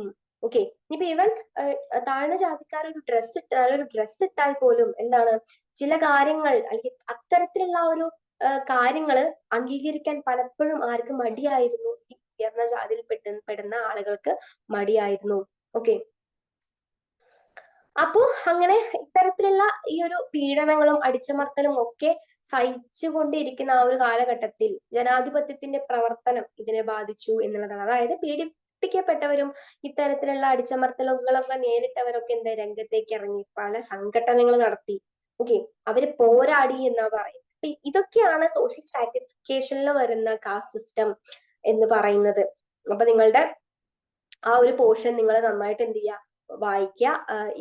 ഇതിനൊക്കെ കാസ്റ്റ് സിസ്റ്റം നമുക്ക് എന്തും എഴുതാം. ഇത്രയും പറഞ്ഞ കാര്യങ്ങളൊക്കെ നമുക്ക് അറിയുന്ന കാര്യങ്ങൾ തന്നെ. അപ്പൊ ഇതൊക്കെ എന്ത് ചെയ്യുക, ആൻസറിൽ മാക്സിമം ഉൾപ്പെടുത്താൻ ശ്രമിക്കുക. അതായത് വലിയ മാർക്കിനൊക്കെ ആണെന്നുണ്ടെങ്കിൽ നിങ്ങൾ ഇതെല്ലാം നമുക്ക് ഉൾപ്പെടുത്താവുന്നതാണ്. ചെറിയ മാർക്കിനൊക്കെ ആണെന്നുണ്ടെങ്കിൽ നിങ്ങൾ ആ പോയിന്റ് മാത്രം കീപ്പ് ചെയ്താൽ മതി. പ്യൂരിറ്റി പൊല്യൂഷൻ ഒക്കെ എന്തായാലും എന്ത് ചെയ്യാം, വരണം. പിന്നെ എന്താണ് സോഷ്യൽ സ്ട്രാറ്റിഫിക്കേഷൻ, അതേപോലെ തന്നെ കാസ്റ്റ് സിസ്റ്റം എന്താണ്, കാസ്റ്റ് എന്താണ് എന്നുള്ളതൊക്കെ പറയാം. അപ്പൊ കാസ്റ്റ് എന്ന് പറയുന്നത് നമ്മളെ സ്ട്രാറ്റിഫിക്കേഷനിൽ വരുന്ന ഒരു വ്യവസ്ഥ തന്നെയാണ് എന്നുള്ളത് ആദ്യം കൊടുക്കുക. എന്നിട്ട് അത് കണക്ട് ചെയ്ത് എഴുതുക. പിന്നെ എന്താണ്, ജനനമാണ് ഡിറ്റർമൈൻ ചെയ്യുന്നത്. പിന്നെ അതേപോലെ തന്നെ നമ്മൾ നേടിയെടുക്കേണ്ട ഒന്നല്ല. പിന്നെ ഞാൻ ഈ പറഞ്ഞുള്ള കാര്യങ്ങൾ പിന്നെ ദേശായി പറഞ്ഞത് വേണമെങ്കിൽ വലിയ എസ് ഒക്കെ ആണെങ്കിൽ ദേശായി പറയുന്നതൊക്കെ നമുക്ക് എന്ത് ചെയ്യാം, മെൻഷൻ ചെയ്യാൻ വേണ്ടിയിട്ട് പറ്റും കേട്ടോ. ഓക്കെ. അപ്പൊ ഇത്രയാണ് കാസ്റ്റ് സിസ്റ്റത്തിൽ നമുക്ക് പറയാനുള്ളത്. ഇനി എന്താ അടുത്ത ക്വസ്റ്റ്യൻ എന്താ വന്നിട്ട്? Yes, sociological knowledge is different from common sense observations. Do you agree? ഈ do you agree അത് ഇടയ്ക്കിടയ്ക്ക് അത് കാണുന്നുണ്ട്. അപ്പൊ നിങ്ങൾ എഗ്രി ചെയ്യുന്നുണ്ടോ എന്നതാണ് ചോദ്യം. അപ്പൊ നിങ്ങൾ യെസ് എന്ന് ഐ ആം എഗ്രി അല്ലെ ഐ എഗ്രി എന്ന് പറഞ്ഞിട്ട് നിങ്ങൾ ആൻസർ എന്ത് ചെയ്യുക, തുടങ്ങാൻ വേണ്ടിയിട്ട് ശ്രമിക്കുക. അല്ലാതെ ഡ്യൂ എഗ്രി എന്ന് ചോദിച്ചിട്ട് നിങ്ങൾ അതൊന്നും നോക്കാണ്ട് അത് എഴുതാൻ പറഞ്ഞിട്ട് ബാക്കിയുള്ള ആൻസർ കൊണ്ട് എഴുതിയിട്ട് കാര്യമില്ല. നിങ്ങൾ എഗ്രി ചെയ്യുന്നുണ്ടെങ്കിൽ യെസ് എന്ന് തന്നെ എഴുതണം, ഇല്ലെങ്കിൽ എന്ത് ചെയ്യാം, നോ തന്നെ എഴുതണം. ഞാൻ പറഞ്ഞു, യെസ് ആണെങ്കിലും നോ ആണെങ്കിലും വ്യക്തമായിട്ടുള്ള കാരണങ്ങൾ ഉണ്ടെങ്കിൽ നിങ്ങൾക്ക് അത് എഴുതാവുന്നതാണ്. മെയിൻ ആയിട്ട് ഇതിന്റെ ആൻസർ എന്ന് പറഞ്ഞാൽ യെസ് തന്നെയാണ് കേട്ടോ. അത് രണ്ടും വ്യത്യസ്ത തരത്തിലുള്ള രണ്ട് ആശയങ്ങളാണ്.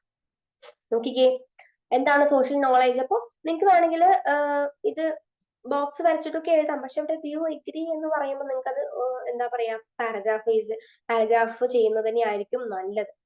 ഓക്കെ. അപ്പൊ എന്താണ് ഈ സോഷ്യോളജിക്കൽ നോളേജ് അല്ലെങ്കിൽ കോമൺ സെൻസ് എന്നുള്ളത് പാരഗ്രാഫ് ആക്കി എഴുതുമ്പോൾ നമുക്ക് അതും കൂടെ ഉൾപ്പെടുത്തിയാൽ നന്നായിരിക്കും കേട്ടോ. ഓക്കെ. കോമൺ സെൻസ് എന്ന് പറയുന്നത് എന്താണ്? It's based on purely natural and subjective explanations എന്നാ പറയുന്നത്. തികച്ചും സ്വാഭാവികവും വ്യക്തിപരവുമായിട്ടുള്ള വിശദീകരണങ്ങളാണ് സാമാന്യ ജ്ഞാനം അഥവാ കോമൺ സെൻസ് എന്ന് പറയുന്നത്. ഓക്കെ. വ്യക്തിപരമാണ്, അല്ലെങ്കിൽ വ്യക്തിപരം എന്ന് പറയുമ്പോൾ എന്താ, അതായത് കോമൺ സെൻസിൽ അധിഷ്ഠിതമായിട്ടുള്ള നിഗമനങ്ങൾ, അതൊരു നിഗമനങ്ങളാണ്, അല്ലെങ്കിൽ ഊഹങ്ങളാണ്.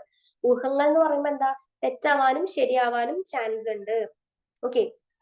ഇനിയോ, ഇനി നേരെ മറിച്ച് സോഷ്യോളജി അല്ലെങ്കിൽ സോഷ്യോളജിക്കൽ നോളജ് എന്ന് പറയുമ്പോൾ എന്താ, അതൊരു ചട്ടക്കൂട് ഉണ്ടായിരിക്കും. അതിന് പഠന രീതികളുടെയും അതുപോലെ തന്നെ സങ്കല്പങ്ങളുടെയും ഒക്കെ ഒരു ചട്ടക്കൂട് ഉണ്ടായിരിക്കും. ഒരു ഫ്രെയിം വർക്ക് ഓഫ് കൺസെപ്റ്റ് ആണ്. ഓക്കെ. മെത്തേഡാണ് അവര് എന്ത് ചെയ്യുന്നത്, യൂസ് ചെയ്യുന്നത് എന്നുള്ളതാണ്. ഇനി നമുക്ക് വേണമെങ്കിൽ ബോക്സ് വരച്ചിട്ട് എഴുതുകയാണെന്നുണ്ടെങ്കിൽ ഞാൻ പറയുമ്പോൾ ആദ്യം നമുക്ക് സാമാന്യ ജ്ഞാനം അഥവാ കോമൺ സെൻസ് നോക്കി നോക്കാം. നോക്കി, അതിനൊരു ചട്ടക്കൂടോ അല്ലെങ്കിൽ പുനർപരിശോധനയോ ഇല്ല എന്ന് കണ്ടോ. നമ്മൾ സോഷ്യോളജിക്കൽ നോളജിൽ നിന്നും തികച്ചും വ്യത്യസ്തമാണ് എന്ത്, common sense observation, common sense knowledge എന്ന് പറയുന്നത്. അപ്പോൾ സാമാന്യ ജ്ഞാനത്തിൽ എന്താ, ചട്ടക്കൂടോ പുനർപരിശോധനയോ ഇല്ല. മാത്രമല്ല സ്വയം പ്രതിഫലന സാധ്യതയില്ല. പിന്നെയോ കോമൺ സെൻസിന്റെ കണ്ടെത്തലുകൾ ചോദ്യം ചെയ്യപ്പെടാറില്ല. എന്തുകൊണ്ട് വിശ്വസിക്കണം എന്ന ചോദ്യം അവിടെ വരുന്നില്ല. അപ്പോൾ പ്രധാനമായിട്ട് ഇതെന്താണ്, ഈ ഒരു കോമൺ സെൻസ് എന്ന് പറയുന്നത് തികച്ചൊരു ഊഹാപോഹം മാത്രമാണ്. അതിന് ചട്ടക്കൂടില്ല, അതേപോലെ തന്നെ പിന്നെ ഒരു ചോദ്യം പറച്ചിലൊന്നും ഇല്ല. അത് നമുക്ക് എന്തും പറയാം, ഇങ്ങനെ ഒരു നിഗമനമാണ് അല്ലെങ്കിൽ ഇങ്ങനെ ഒരു ഊഹമാണെന്നുള്ള നിലയ്ക്ക് അത് പറയാം. പക്ഷെ സാമൂഹ്യ ശാസ്ത്രം എങ്ങനെയാണോ, അങ്ങനെയൊന്നുമല്ല. സാമൂഹ്യ ശാസ്ത്രം എന്ന് പറയുന്ന സാമൂഹ്യ ശാസ്ത്രം അല്ലെങ്കിൽ സോഷ്യോളജിക്കൽ നോളജ് എന്ന് പറയുമ്പോൾ ശാസ്ത്രീയമായ ഒരു രീതിശാസ്ത്രം അതിനുപയോഗിക്കുന്നു എന്നുള്ള കൃത്യമായിട്ട് ചട്ടക്കൂട് വെച്ചിട്ടുള്ള ഒരു പഠനമാണ്. ചിട്ടയായ ചോദ്യങ്ങളാണ് എന്ത് ചെയ്യുക, അതിനുപയോഗിക്കുക. പഠനരീതികളുടെയും അതേപോലെ തന്നെ വിവര ശേഖരണത്തിന്റെയും ചട്ടക്കൂടാണ് അവർ അവിടെ യൂസ് ചെയ്യുന്നത്. അവിടെ യാതൊരു തരത്തിലുള്ള തരികിലും നടക്കില്ല എന്നാണ് ചുരുക്കം പറയുന്നത്. വ്യക്തമായിട്ടുള്ള പഠനം, വ്യക്തമായിട്ടുള്ള നിരീക്ഷണം അവരെന്ത് ചെയ്യുന്നുണ്ട്. പിന്നെ അവർ ഇപ്പൊ എന്തെങ്കിലും റിസർച്ച് ചെയ്ത് അവർ കണ്ടെത്തുമല്ലോ, ആ ഒരു കണ്ടെത്തിയ കാര്യങ്ങൾ വീണ്ടും ശാസ്ത്രീയപരമായിട്ട് പരിശോധനയ്ക്ക് അവരെന്ത് ചെയ്യും, വിധേയമാക്കുന്നുണ്ട്. ശരിക്കും പറഞ്ഞാൽ അറിവിന്റെ ഒരു യാഥാർത്ഥ്യത്തെ അവരെന്ത് ചെയ്യുന്നുണ്ട്, അറിയാൻ വേണ്ടിയിട്ട് ശ്രമിക്കുന്നുണ്ട് എന്നുള്ളതാണ്. അപ്പൊ നിങ്ങൾ നന്നായിട്ട് പഠിക്കുക. ഒന്നും മറ്റൊന്നിൽ നിന്ന് വ്യത്യസ്തമാണെന്നുള്ളതാണ്. ഇപ്പോ ഈ ഒരു സാമാന്യ ജ്ഞാനം എന്ന് പറയുമ്പോൾ അതൊരു വ്യക്തിയിൽ അധിഷ്ഠിതമാണ്, വ്യക്തിയുടെ നിഗമനമാവാം, ഊഹമാവാം. പക്ഷെ സാമൂഹ്യ ശാസ്ത്രം എന്ന് പറയുമ്പോൾ അവർ കണ്ടെത്തിയിട്ടുള്ള കാര്യങ്ങളെ ശാസ്ത്രീയപരമായി അവര് പരിശോധനയ്ക്ക് വീണ്ടും വീണ്ടും വിധേയമാക്കിയിട്ട് പഠനം നടത്തിയിട്ടാണ് അവരൊരു കാര്യം എന്ത് ചെയ്യുന്നത്, മുന്നോട്ട് വെക്കുന്നത്. അപ്പോ ആറാമത്തെ ക്വസ്റ്റ്യൻ ഇത്രേ വരുന്നുള്ളൂ. അപ്പൊ നിങ്ങൾക്ക് അത് ക്ലിയർ ആയി എന്ന് വിചാരിക്കുന്നു. കൂടുതൽ നിങ്ങൾ ടെക്സ്റ്റിനകത്ത് നിങ്ങൾ നന്നായിട്ട് കാണാതെ പഠിച്ചോളാം. എന്താണ് രണ്ടും, ചിലപ്പോൾ അത് സെപ്പറേറ്റും ചോദിക്കാൻ ചാൻസ് ഉണ്ട് കേട്ടോ. കോമൺ സെൻസ് എന്താണ് അല്ലെങ്കിൽ സോഷ്യോളജിക്കൽ നോളജ് എന്താണെന്നുള്ളത് സെപ്പറേറ്റ് ആയിട്ടും അത് ചോദിക്കാൻ ചാൻസ് ഉണ്ട്. അപ്പൊ രണ്ടും നന്നായിട്ട് പഠിച്ചു വെക്കാം. Okay, next is the idea of French revolution. French revolution അല്ലേ? അപ്പൊ ഫ്രഞ്ച് റെവല്യൂഷന്റെ ഐഡിയാസ് എന്ന് പറയുമ്പോൾ, ഫ്രഞ്ച് വിപ്ലവം അല്ലെങ്കിൽ ഫ്രഞ്ച് റെവല്യൂഷന്റെ ഐഡിയ എന്ന് പറയുമ്പോൾ, ഐഡിയാസ് കാണുമ്പോൾ തന്നെ നിങ്ങൾക്ക് ഓർമ്മയിൽ വരേണ്ടത് എന്താ, ഈ ലിബർട്ടി, ഈക്വാളിറ്റി, ഫ്രട്ടേണിറ്റി അല്ലെ, സ്വാതന്ത്ര്യം, സമത്വം, സാഹോദര്യം. അത് എവിടെ കണ്ടാലും നിങ്ങൾ എന്ത് ചെയ്യുക, ഉറപ്പിക്കുക അത് എവിടുന്ന് വന്നതാണ്, ആരുടെ ഐഡിയാസ് ആണ്, നമ്മുടെ ഫ്രഞ്ച് റെവല്യൂഷൻ. അതിന്റെ ഐഡിയാസ് ആണ് എന്ത്, ഈ ലിബർട്ടി, ഈക്വാളിറ്റി, ഫ്രട്ടേണിറ്റി. ഇത് മൂന്നും നിങ്ങൾ മനസ്സിലാക്കി വെച്ചോളാം കേട്ടോ. ഓക്കെ, 1789 to 1799 ഈ ഒരു കാലഘട്ടത്തിലാണ് ഇത് വന്നിട്ടുണ്ടായിരുന്നത്. ഇത് എന്തിനു വേണ്ടിയിട്ടായിരുന്നു? Fight for freedom and rise of modern democracy എന്ന് പറയുന്നത്. ഓക്കെ, അപ്പൊ ഐഡിയാസ് ഓഫ് ഫ്രഞ്ച് റെവല്യൂഷൻ മാത്രമേ ചോദിച്ചിട്ടുള്ളൂ. അപ്പൊ നമ്മൾ എന്ത് ചെയ്യണം, ഈ ലിബർട്ടി, ഈക്വാലിറ്റി, ഫ്രട്ടേണിറ്റി എന്ന് മാത്രം എഴുതി വെച്ചാൽ പോരാട്ടോ. കുറച്ച് അഡീഷണൽ ആയിട്ട് മാർക്കിനനുസരിച്ച് നിങ്ങൾ എന്ത് ചെയ്യണം, ഇതിൽ ആഡ് ചെയ്യണം എന്നുള്ളതാണ്. അപ്പൊ ഇതിന്റെ ഇയർ പറയാ. പിന്നെ എന്തിനു വേണ്ടിയിട്ടായിരുന്നു? ഫൈറ്റ് ഫോർ ഫ്രീഡം, ഫ്രീഡത്തിന്, സ്വാതന്ത്ര്യത്തിന് വേണ്ടിയിട്ടുള്ള ഒന്നായിരുന്നു. And rise of modern democracy, modern ഡെമോക്രസിയുടെ ഉയർത്തെഴുന്നേൽപ്പിന് വേണ്ടിയിട്ടുള്ളതായിരുന്നു എന്നുള്ളത് പറഞ്ഞു. പിന്നെ നമുക്ക് എന്തൊക്കെ പറയാൻ പറ്റും? കോസസ്, ഈ ഒരു ഫ്രഞ്ച് റെവല്യൂഷന്റെ കോസസ്, ഇതിന് ഈ ഒരു വിപ്ലവം വരാൻ എന്താണ്, പലതരത്തിലുള്ള കാരണങ്ങൾ ഉണ്ടായിരുന്നു. അതിൽ ഒന്നാമത്തെ കാരണം എന്താ, സോഷ്യൽ ഇനീക്വാളിറ്റി. രണ്ടാമത്തതോ എക്കണോമിക് ക്രൈസിസ്. മൂന്നാമത്തത് എൻലൈറ്റൻമെന്റ് ഐഡിയാസ്. നാലാമത്തത് വീക്ക് ലീഡർഷിപ്പ് എന്നുള്ളതാണ്. അപ്പൊ സോഷ്യൽ ഇനീക്വാളിറ്റി എന്ന് പറയുമ്പോൾ എന്ത് ഇനീക്വാളിറ്റി ആയിരിക്കും? അപ്പൊ എന്താണ്, ഫ്രാൻസിലാണ് ഇത് നടന്നിട്ടുള്ളത്. അപ്പൊ അന്നത്തെ കാലഘട്ടത്തില് ഫ്രാൻസ് സൊസൈറ്റി എന്ന് പറയുന്നത് 3 എസ്റ്റേറ്റ് ആയിട്ട് ഡിവൈഡ് ചെയ്തിട്ടുണ്ടായിരുന്നു. ഒന്ന് ക്ലർജി, രണ്ടാമത് നൊബിലിറ്റി ആൻഡ് കോമൺ പീപ്പിൾ. ഈ ഒരു 3 തരത്തിലുള്ള എസ്റ്റേറ്റുകളായിട്ട് ഫ്രാൻസ് സൊസൈറ്റിനെ ഡിവൈഡ് ചെയ്തിട്ടുണ്ടായിരുന്നു. അപ്പൊ നമുക്കറിയാം, ഈ ഡിവൈഡ് ചെയ്യുക എന്ന് പറയുമ്പോൾ തന്നെ അവിടെ എന്താണ്, അസമത്വങ്ങൾ അല്ലെങ്കിൽ ഇനീക്വാളിറ്റീസ് ഉണ്ടാവൂലേ. ഡിവൈഡ് ചെയ്യാന്ന് പറയുമ്പോൾ അതും എന്തായിരിക്കും, അതിനകത്തിലെ ഡിസ്ക്രിമിനേഷൻ ആയിരിക്കും. ഉയർന്നവര്, താഴ്ന്നവര്, ഒന്നുകൂടെ താഴ്ന്നവര്. അപ്പൊ ഈ ഒരു ഇങ്ങനെ ഒക്കെ ആയിട്ട് ഡിവൈഡ് ചെയ്യുമ്പോൾ തന്നെ അവിടെ എന്താണ്, ഒരു ഇനീക്വാളിറ്റീസ് ഉണ്ടാവും. അതാണ് ഒന്നാമത്തെ കാരണം. രണ്ടാമത്തെ കാരണം എന്താ, എക്കണോമിക് ക്രൈസിസ് ആണ്.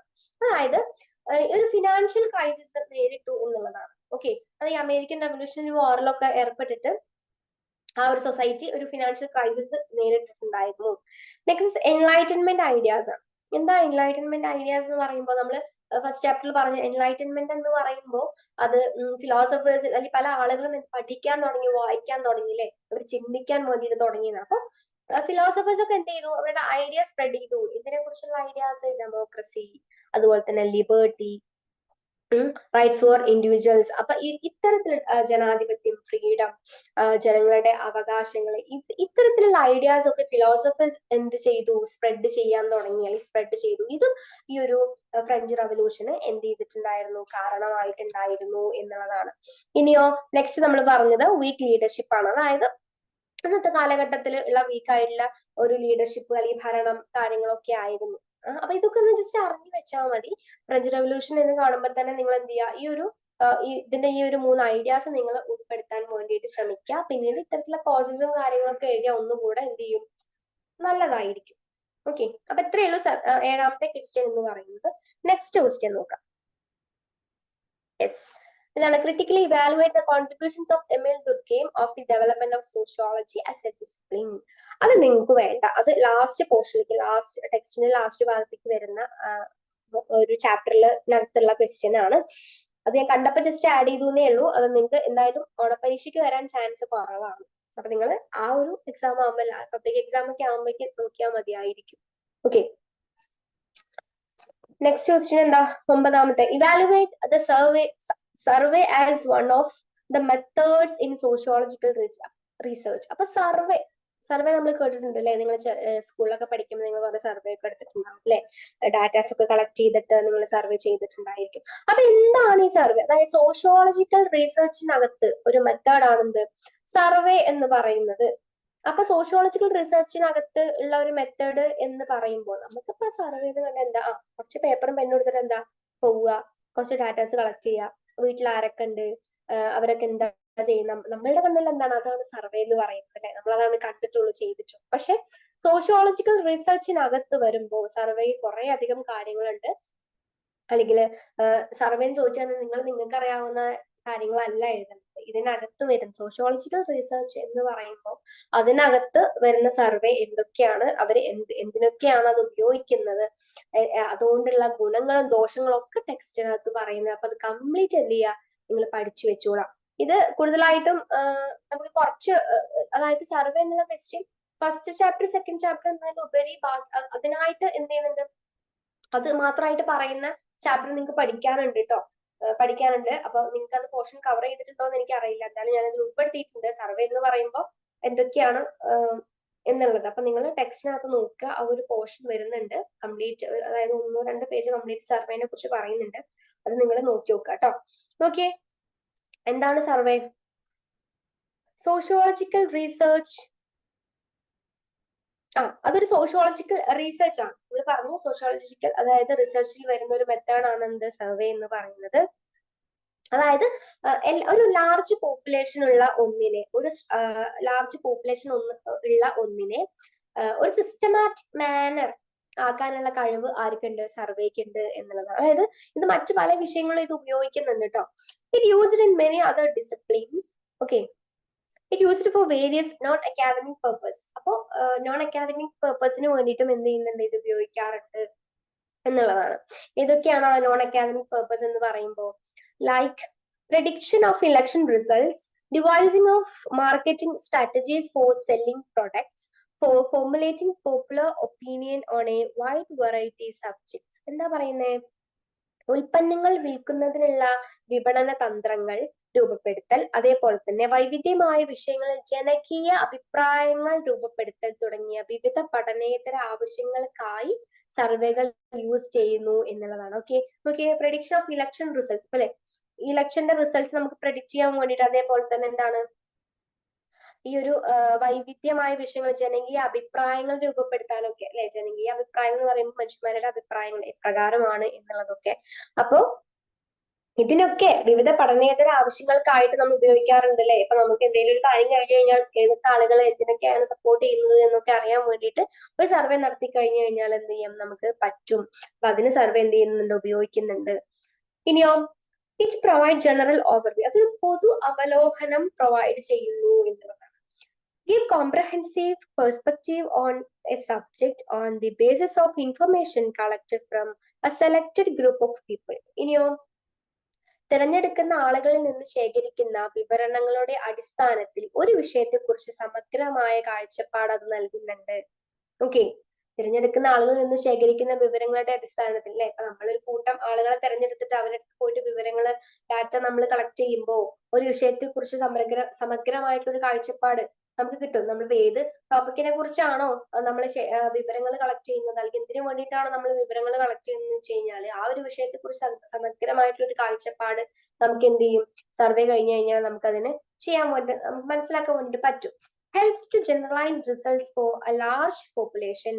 എന്താണ്, ജനസംഖ്യയുടെ ചെറിയ ഭാഗം മാത്രം പഠിച്ചുകൊണ്ട് ഒരു വലിയ ജനസംഖ്യയുടെ ഫലങ്ങൾ സാമാന്യവൽക്കരിക്കാൻ എന്ത് ചെയ്യുന്നുണ്ട്, സഹായിക്കുന്നുണ്ട് എന്നുള്ളത്. അത് ചെറിയൊരു ജനസംഖ്യയുടെ കാര്യം മാത്രം പഠിച്ചിട്ടൊരു വലിയ ഈ ചെറുത് പഠിച്ചു തുടങ്ങിയിട്ട്, അല്ലെങ്കിൽ ആ ഒരു ചെറിയ ഒരു ജനസംഖ്യയെ മാത്രം കോൺസെൻട്രേറ്റ് ചെയ്ത് പഠിച്ചുകൊണ്ട് നമുക്ക് എന്ത് ചെയ്യാൻ പറ്റും, വലിയൊരു ജനസംഖ്യയുടെ ഫലങ്ങൾ സാമാന്യവൽക്കരിക്കാൻ എന്ത് സർവേനെ കൊണ്ട് ആകും എന്നതാണ് മനസ്സിലാക്കേണ്ട ഒരു കാര്യം എന്ന് പറയുന്നത്. ഇനിയോ, study large population with a limited investment of time, effort and money usually done by large team എന്ന ആ 2 പോയിന്റാണ് അവസാനമായിട്ട് പറയാനുള്ളത്. അതായത് പരിമിതമായിട്ടുള്ള നിക്ഷേപം, അതായത് ഈ ടൈമും എഫേർട്സും മണിയൊക്കെ ഒരു പരിമിതമായിട്ടുള്ള കുറച്ച് കാര്യങ്ങളാണ്. അപ്പൊ ഇവയെല്ലാം ഉപയോഗിച്ചുകൊണ്ട് എന്താണ്, വലിയ ജനസംഖ്യയെ പഠിക്കുന്നതിന് സർവേ സഹായിക്കുന്നു എന്നുള്ളതാണ്. പിന്നെയോ ലാർജ് ടീം, ഇതിന് വേണ്ടിയിട്ട് ഒരു ലാർജ് ടീം തന്നെയുണ്ട് ഈ സർവേക്ക് വേണ്ടിയിട്ട്. ഇപ്പൊ ഒന്ന് രണ്ട് ആളുകളൊന്നും ആകില്ല, വലിയൊരു ടീം തന്നെയാണ് ഇതിന്റെ പിന്നിൽ ഉള്ളത്. അപ്പൊ ഇത്രയൊക്കെയാണ് സർവേനെ കുറിച്ച് പഠിക്കാനുള്ളത്. സോഷ്യോളജിയിലും റിസർച്ചിലും വരുന്ന ഒരു സംഭവമാണ് ഈ സർവേ എന്ന് പറയുന്നത്. ഓക്കെ, ഇത് നിങ്ങൾക്ക് ക്ലിയർ ആയി എന്ന് വിചാരിക്കുന്നു. നെക്സ്റ്റ് ക്വസ്റ്റ്യൻ നോക്കിയേ. കോമൺ സെൻസ് ഞാൻ പറഞ്ഞു, കോമൺ സെൻസ് സെപ്പറേറ്റും, കോമൺ സെൻസും സോഷ്യോളജിക്കൽ നോളജും ഒക്കെ എന്താണ് സെപ്പറേറ്റ് ആയിട്ട് ചോദിക്കാൻ ചാൻസ് ഉണ്ട് എന്നുള്ളത് ഞാൻ പറഞ്ഞിട്ടുണ്ടായിരുന്നു. അപ്പൊ നിങ്ങൾക്ക് നോക്കിയേ, നിങ്ങളിപ്പോ രണ്ടും പഠിക്കുകയാണെങ്കിലും കാര്യമാണ്. സെപ്പറേറ്റ് ചോദിച്ചാലും നിങ്ങൾക്ക് എന്ത് ചെയ്യാൻ പറ്റും, എഴുതാൻ വേണ്ടിയിട്ട് പറ്റും. ഇപ്പൊ ഞാൻ നേരത്തെ പറഞ്ഞ കാര്യമാണ്, എന്നാലും ഞാൻ ജസ്റ്റ് ഒന്ന് പറയാം. സാമാന്യ ജ്ഞാനം അല്ലെങ്കിൽ കോമൺ സെൻസ് നോളജ് എന്ന് പറയുമ്പോൾ അത് ഈ സാമൂഹ്യ സോഷ്യോളജിക്കൽ നോളജിൽ നിന്നും വളരെയധികം വ്യത്യസ്തമാണെന്ന് പറയാം. പിന്നെ ഒരു ചട്ടക്കൂടോ പുനർപരിശോധനയോ അതിനെന്തില്ല, ഇല്ല എന്ന് പറയാം. പിന്നെ സ്വയം പ്രതിഫലന സാധ്യതയില്ല. പിന്നെ കോമൺ സെൻസിന്റെ കണ്ടെത്തലുകൾ എന്ന് പറയുന്നത് ചോദ്യം ചെയ്യപ്പെടാറില്ല. പിന്നെ അത് എന്തുകൊണ്ട് വിശ്വസിക്കണം എന്നൊരു ചോദ്യമേ അവിടെ ഇല്ല. അപ്പൊ കോമൺ സെൻസ് എന്ന് പറയുന്നത് നമ്മൾ പറഞ്ഞു purely based on purely natural and subjective explanations എന്ന് പറഞ്ഞത് തികച്ചും സ്വാഭാവികവും വ്യക്തിപരവുമായിട്ടുള്ള വിശദീകരണങ്ങളാണ് അതിലുള്ളത്. ഓക്കെ, പിന്നെയോ ഇപ്പോ കോമൺ സെൻസിന്റെ കണ്ണിലുള്ള വ്യൂ പോയിന്റ്സ് അല്ലെങ്കിൽ അഭിപ്രായങ്ങൾ, നിഗമനങ്ങൾ എന്തായിരിക്കാം, തെറ്റായിരിക്കാം, ഒരേപടി ശരിയുമായിരിക്കാം. നമുക്ക് അറിയില്ല എങ്ങനെയാണെന്നുള്ളത്. ഇനിയോ common sense observations R subjective എന്ന് പറയുന്നത്, അതിലെ നിരീക്ഷണങ്ങൾ എന്താണ്, വ്യക്തിപരമാണ്. ഇപ്പൊ ഞാനൊരു എക്സാമ്പിൾ പറഞ്ഞുതരാം മനസ്സിലാവാൻ വേണ്ടിയിട്ട്. ഇപ്പൊ നല്ല മഴക്കാറുണ്ട്, അപ്പൊ നമ്മൾ പറയാറുണ്ടല്ലേ, മഴ പെയ്യോ, മഴ പെയ്യായിരിക്കും അല്ലെ, മഴ പെയ്യാൻ സാധ്യതയുണ്ട് എന്ന് വെച്ചിട്ട് നമ്മൾ പറഞ്ഞു വെച്ചിട്ട് മഴ പെയ്തോളന്നുണ്ടാവും, ഇല്ല, മഴ പെയ്യാണ്ടിരിക്കണമെന്നില്ല. അപ്പോ അത് തെറ്റും ആവാം ശരിയും ആവാം. ഒരു വ്യക്തിയെ സംബന്ധിച്ചിടത്തോളം മഴ പെയ്യും എന്ന് പറയുന്നത്, മഴ പെയ്യുന്നതിന് മുന്നേ മഴക്കാറ് കണ്ട് മഴ പെയ്യും എന്ന് പറയുന്നത് എന്താണ്, തികച്ചും ഒരു ഊഹം അല്ലെങ്കിൽ നിഗമനം മാത്രമാണ്. ഓക്കെ, അപ്പൊ ആ ഒരു നിഗമനം എന്ന് പറയുന്നത് എന്ത് ചെയ്യാം, തെറ്റുമാവാം ശരിയാവാം. അതായത് അഭിപ്രായം തെറ്റുമാവാം ശരിയാവും നമുക്ക്, പക്ഷെ ഒരു തെളിവുണ്ടാവുമ്പോ, അതായത് ഇപ്പോ നമ്മൾ സോഷ്യോളജിയുടെ കാര്യം എടുത്ത് നോക്കിക്കഴിഞ്ഞാൽ ഇപ്പൊ മഴ പെയ്യോ ഇല്ല എന്നുള്ളത് സോഷ്യോളജി ഗവേഷകരാണ്, അത് ഗവേഷണം നടത്തിയിട്ടൊക്കെയാണ് നമുക്ക് ഇൻഫർമേഷൻ തരുന്നത്. അപ്പൊ കൃത്യമായിട്ടുള്ള പഠനം ചെയ്തുകൊണ്ടാണ് അവർ ആ ഒരു ഇൻഫർമേഷൻ നമുക്ക് തരുന്നത്. അതുകൊണ്ട് നമുക്ക് അത് എന്ത് ചെയ്യാം, ഉൾക്കൊള്ളാം അല്ലെങ്കിൽ അംഗീകരിക്കാൻ പറ്റുന്ന ഒരു കാര്യം. ഓക്കെ, നേരെ മറിച്ച് കോമൺ സെൻസ് ആണെന്നുണ്ടെങ്കിൽ എന്താണ്, നമുക്ക് യാതൊരു അതിൽ ഉറപ്പില്ല, അതൊരു ഊഹം മാത്രമാണ്. ഓക്കെ, ഒരു തെളിവും കാര്യങ്ങളൊന്നുമില്ല, തെറ്റാവാം അത് ശരിയാവും, നിഗമനാണ്, അത് ഊഹമാണ്, പ്രത്യേകിച്ച് ചട്ടക്കൂടൊന്നുമില്ല, നമുക്ക് തോന്നിയത് എന്ത് ചെയ്യാം പറയുന്നത്. ഒരു വ്യക്തിയിൽ അധിഷ്ഠിതമാണ്, ഈ വ്യക്തിപരമാണ് അത്തരത്തിലുള്ള നിരീക്ഷണങ്ങൾ എന്നുള്ളതാണ്. ഓക്കെ, അപ്പൊ അത് മനസ്സിലായി കാണുമെന്ന് വിചാരിക്കുന്നു 10th ക്വസ്റ്റ്യൻ. ഇനി 11ാമത്തെ ചോദ്യം എന്ന് വെച്ചാൽ എന്താ, സ്കോപ്പ് ഓഫ് സോഷ്യോളജി അല്ലെ. സ്കോപ്പ് ഓഫ് സോഷ്യോളജി വളരെ വളരെ വളരെ ഇമ്പോർട്ടന്റ് ആണ്. നിങ്ങൾ എന്തായാലും എക്സാമിൽ പഠിച്ചിട്ട് പോവുക. ഷുവർ ക്വസ്റ്റ്യൻ ആണ്, നമുക്ക് എല്ലാ കൊല്ലം കണ്ടുവരുന്ന ഒരു ക്വസ്റ്റ്യൻ ആണ്. എല്ലാ ക്വസ്റ്റ്യൻ പേപ്പറിലും നമുക്കത് കാണാൻ വേണ്ടി സാധിക്കും. നോക്കിയേ, ദ സ്കോപ്പ് ഓഫ് സോഷ്യോളജി. അപ്പൊ സോഷ്യോളജി നമ്മളിപ്പോ ഒരു BA സോഷ്യോളജി സ്റ്റുഡന്റ് ആണെന്നുണ്ടെങ്കിൽ നമ്മുടെ അടുത്ത് ചോദിക്കുകയാണ്, എന്തിനാ അത് പഠിക്കുന്നത്, നീ സോഷ്യോളജി എന്തിനാ പഠിക്കുന്നത്? സോഷ്യോളജി എന്നല്ല, നമ്മുടെ ഏതൊരു വിഷയമാണെങ്കിലും അത് എന്തിനാ പഠിക്കുന്നത് എന്ന് നമ്മൾ ചിന്തിച്ചിട്ടുണ്ടോ? അപ്പൊ ഇംഗ്ലീഷ് ആണെന്നുണ്ടെങ്കിൽ ഇപ്പൊ ഡിഗ്രിക്കൊക്കെ നിങ്ങൾ എത്തിക്കഴിയുമ്പോൾ ഇപ്പൊ BA ഇംഗ്ലീഷ് ആണെന്നുണ്ടെങ്കിൽ നിങ്ങൾ എന്തിനാ അത് പഠിക്കുന്നത്? അല്ലെങ്കിൽ BA സോഷ്യോളജി ആണെങ്കിൽ നിങ്ങൾ എന്തിനാ പഠിക്കുന്നത്? എക്കണോമിക്സ് ആണ് എന്തിനാ പഠിക്കുന്നതിനെ കുറിച്ച് ചിന്തിച്ചിട്ടുണ്ടോ? ഇല്ല, നമ്മളൊന്നും ചിന്തിക്കാറില്ല. ഇപ്പൊ ഇപ്പൊ നിങ്ങൾക്ക് +1 പഠിക്കാൻ വേണ്ടിയിട്ടുള്ള ഒരു വിഷയമാണ് പൊളിറ്റിക്കൽ സയൻസ് ആയാലും സോഷ്യോളജി ആയാലും ഒക്കെ. അപ്പൊ എന്തിനാണ് അത് പഠിക്കുന്നത് എന്ന് ആരെങ്കിലും ചിന്തിച്ചിട്ടുണ്ടോ? നമ്മൾ പറയാറുണ്ടല്ലോ, ആരൊക്കെ എന്തൊക്കെയാ എഴുതി വെച്ചിരിക്കുന്നത്, എന്തൊക്കെ കണ്ടെത്തലുകൾ നടത്തിയിട്ടുണ്ട്, അല്ലെങ്കിൽ എന്തിനേയും കുറിച്ചൊരു അവരുടെ അഭിപ്രായങ്ങൾ രേഖപ്പെടുത്തുന്നത്. നമ്മൾ ഒരു ആവശ്യമില്ലാതെ നമ്മൾ പഠിക്കുന്നു. അങ്ങനെയൊക്കെയാണ് നമ്മൾ പറയാറില്ലേ. നമ്മൾ ചില ഭാഗങ്ങളൊക്കെ ഭയങ്കര ബുദ്ധിമുട്ടാണ് പഠിക്കാനായിട്ട്. അപ്പൊ നമ്മൾ പറയും, അയ്യോ ഇയാളിപ്പോ എന്തിനാ ഇത് എഴുതിയത്, ഇപ്പൊ ബാക്കിയുള്ളവരെ മെനക്കെടുത്താനായിട്ട്, അങ്ങനെയൊക്കെ ഒരു നമ്മൾ പറയാറുണ്ട്. അതിപ്പോ ഇതിനൊക്കെ ഒരു സ്കോപ്പ് ഉണ്ട് എന്നുള്ളതാണ്. അപ്പൊ വ്യക്തമായിട്ട് സ്കോപ്പ് എന്ത് ചെയ്യുക ടെക്സ്റ്റ് ബുക്കിനകത്ത് പറയുന്നുണ്ട്. അപ്പൊ നിങ്ങൾ സ്കോപ്പ് എന്ന് പറയുമ്പോൾ നിങ്ങൾ കേവലം ഒരു സൊസൈറ്റിയെ കുറിച്ച് പഠിക്കാനുള്ളത് മാത്രം എന്ന് പറഞ്ഞു ഒതുക്കരുത്. വ്യത്യസ്ത തരത്തിലുള്ള പോയിന്റ്സ് വരുന്നുണ്ട് നമ്മുടെ ടെക്സ്റ്റിനകത്ത്. അപ്പൊ ആ ഒരു സ്കോപ്പ് തന്നെ നിങ്ങൾ എന്ത് ചെയ്യുക, എഴുതിക്കോളാം. ബാക്കി പിന്നെ സൊസൈറ്റിയെ കുറിച്ച് അല്ലെങ്കിൽ ആളുകളെ കുറിച്ച് എന്നൊക്കെ നിങ്ങൾക്ക് ഗ്യാസ് അടിക്കാം. അതായത് സ്റ്റഫ് വെച്ചിട്ട് നമുക്കത് മെയിൻ പോയിന്റ്സ് എഴുതിയിട്ട് നമുക്ക് അടിയിൽ വേണമെങ്കിൽ എന്ത് ചെയ്യാം, അത്തരത്തിലുള്ള പോയിന്റ്സ് ഒക്കെ ഉപയോഗിക്കാം. അപ്പൊ നിങ്ങൾ ഫസ്റ്റ് ആയിട്ട് ഓർത്ത് വെക്കേണ്ട അല്ലെങ്കിൽ എഴുതേണ്ട കുറച്ച് പോയിന്റ്സ് ആണ് ഞാൻ താഴെ കൊടുത്തിട്ടുണ്ട്. എന്താണ്? Analysing interpersonal relationship. എന്താണ്? വ്യക്തികൾ തമ്മിലുള്ള പരസ്പര ബന്ധത്തെ വിശകലനം ചെയ്യുക, അല്ലെങ്കിൽ അത് വിശകലനം ചെയ്യുന്നു. അതാണ് സോഷ്യോളജിയുടെ ആദ്യത്തെ സ്കോപ്പ് എന്ന് പറയുന്നത്. രണ്ടാമത്തെ സ്കോപ്പ് എന്ന് പറയുന്നത് എന്താ? Study national issues. എന്താണ്? ദേശീയ പ്രശ്നങ്ങളെ കുറിച്ച് പഠിക്കുന്ന ഒരു സബ്ജക്റ്റ് ആണ്, അല്ലെങ്കിൽ സോഷ്യോളജി ദേശീയ പ്രശ്നങ്ങളെ കുറിച്ച് പഠിക്കുന്നുണ്ട്. അപ്പൊ എന്തൊക്കെയാണ് ഈ ഒരു ദേശീയ തലം എന്ന് പറയുമ്പോൾ, അല്ലെങ്കിൽ ദേശീയ പ്രശ്നം എന്ന് പറയുമ്പോൾ എന്താ? അത് റെലവൻസ് ടോപ്പിക് തന്നെയാണ് അല്ലെ. നമ്മൾ ഒരു കണക്കിന് ചിന്തിച്ച് നോക്കിക്കഴിഞ്ഞാൽ നോക്കിയേ, തൊഴിലില്ലായ്മ, ജാതി സംഘർഷം, കടബാധ്യത, അതേപോലെ തന്നെ അവരുടെ അവകാശങ്ങളിൽ വരുന്ന മാറ്റം, നിയമങ്ങള്, ഇതൊക്കെയാണ് എന്ത് നാഷണൽ ഇഷ്യൂസ് അഥവാ ദേശീയ പ്രശ്നങ്ങൾ എന്നതുകൊണ്ട് ഉദ്ദേശിക്കുന്നത്. അപ്പൊ ഇത്തരത്തിലുള്ള ദേശീയ പ്രശ്നങ്ങളെ കുറിച്ച് ആര് പഠിക്കുന്നുണ്ട്? സോഷ്യോളജി പഠിക്കുന്നുണ്ട്.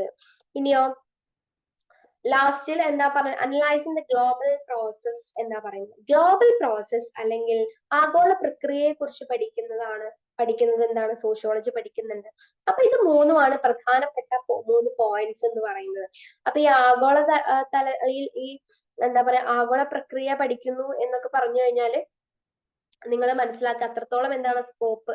അതായത് ഒന്നിൽ മാത്രം ഒതുങ്ങിക്കൂടുന്ന ഒന്നല്ല, ഗ്ലോബൽ ആയിട്ട് എന്താണുള്ള പ്രശ്നങ്ങളെയും അത് പഠിക്കുന്നുണ്ട്. അപ്പൊ ഈ സോഷ്യോളജി എന്ന് പറയുന്ന ചില്ലറക്കാരനല്ല എന്നുള്ളതാണ്.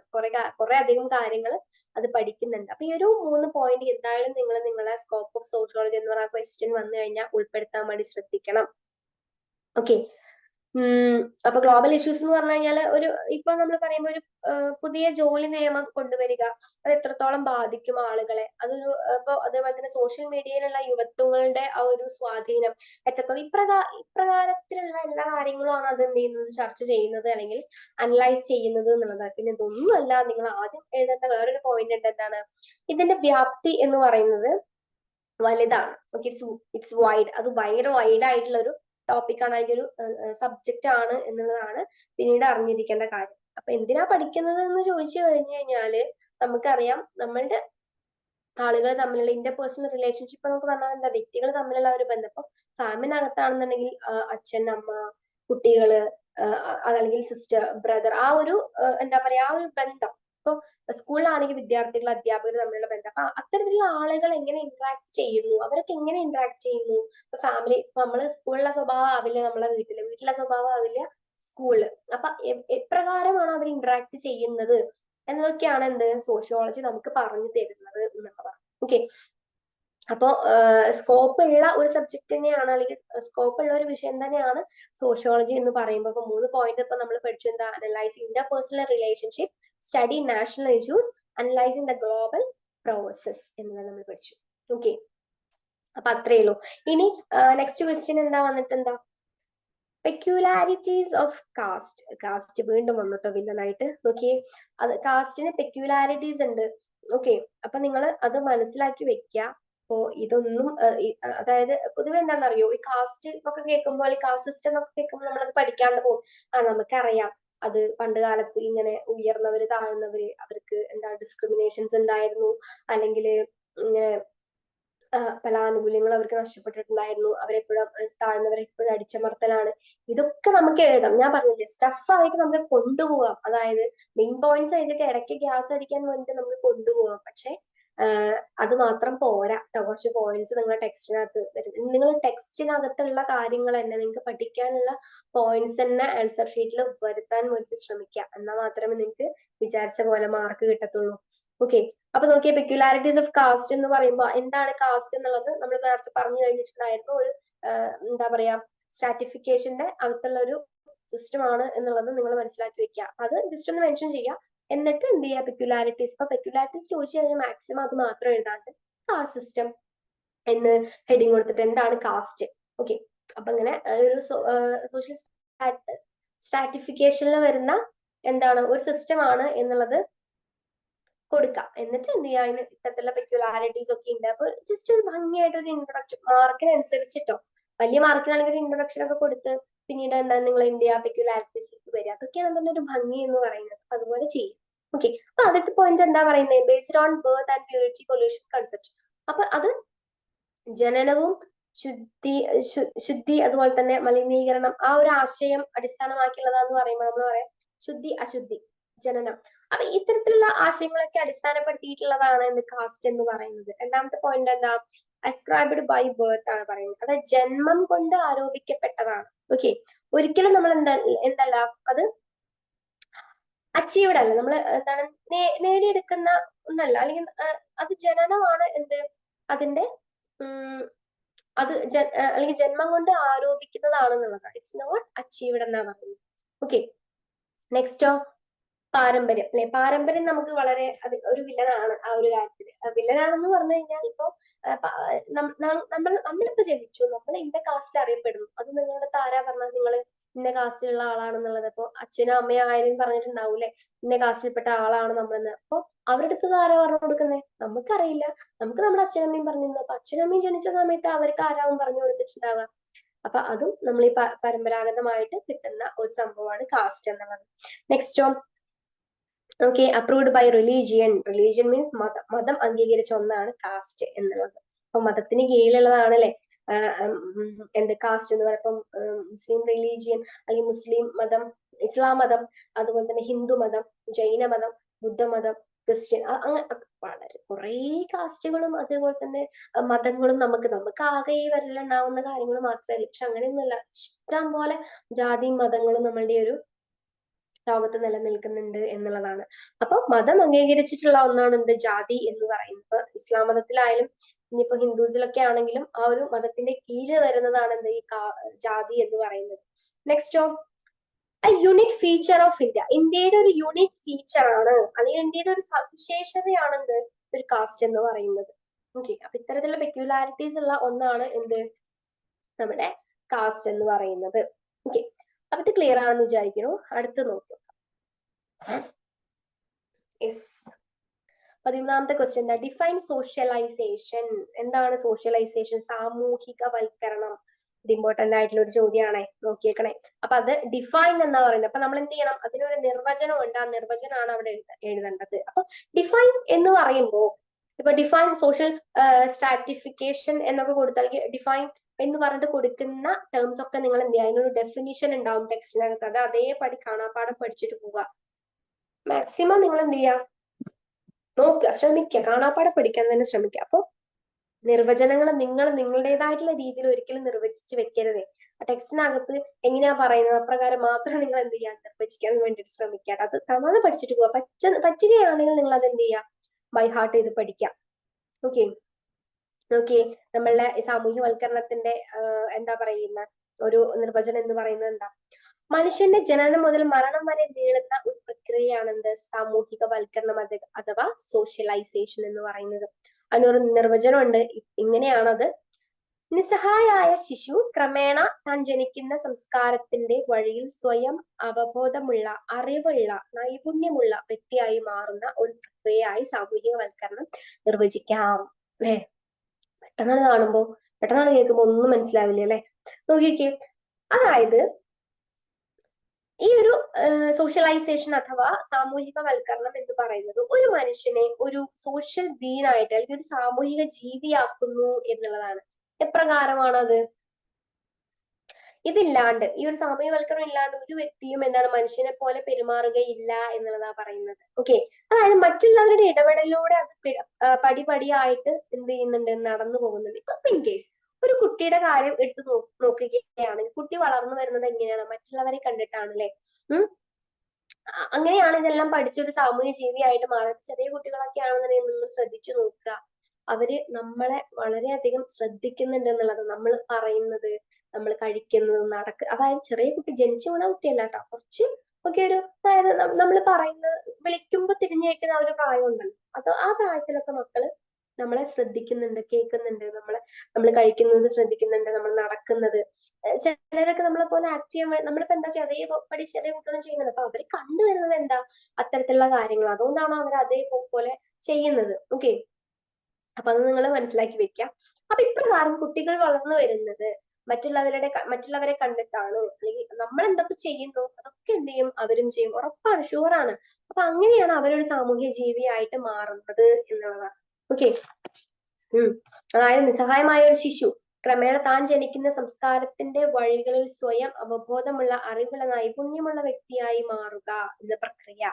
ഓക്കെ, ജനിക്കുന്ന സംസ്കാരത്തിന്റെ വഴി എന്നൊക്കെ പറയുമ്പോൾ അവർ ജനിച്ചു വീഴുന്ന ആ ഒരു സാഹചര്യവും അല്ലെങ്കിൽ അവർ ജനിച്ചു വീഴുന്ന ആ ഒരു സംസ്കാരത്തിന്റെ ഒക്കെ ആ ഒരു ഇതില് സ്വയം അവബോധമുള്ള അല്ലെങ്കിൽ സ്വയം അറിവുള്ള, നൈപുണ്യമുള്ള ഒരു വ്യക്തിയായി മാറുകയാണ്. ഏതിലൂടെ?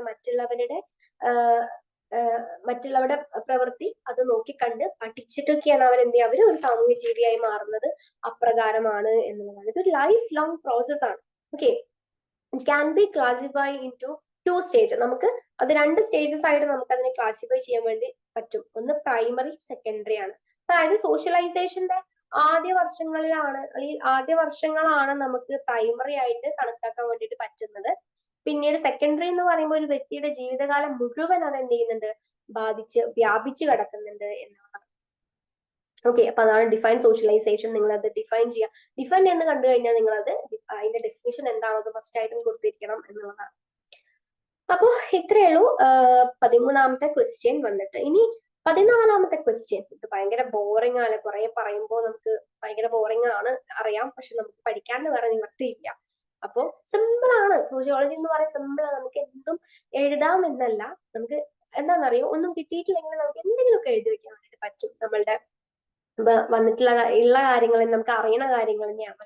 അതൊന്ന് കുറച്ചുകൂടി കണ്ടന്റൊക്കെ വെച്ച് കുറച്ചുകൂടി ആഴത്തിൽ ഇറങ്ങി നമ്മൾ പഠിക്കുന്നു എന്നുള്ളതേ ഉള്ളൂ. അല്ലാണ്ട് പഠിക്കാനൊക്കെ വളരെയധികം സുഖവും രസകരമായിട്ടുള്ള ഒരു വിഷയമാണ് സോഷ്യോളജി എന്ന് പറയുന്നത്.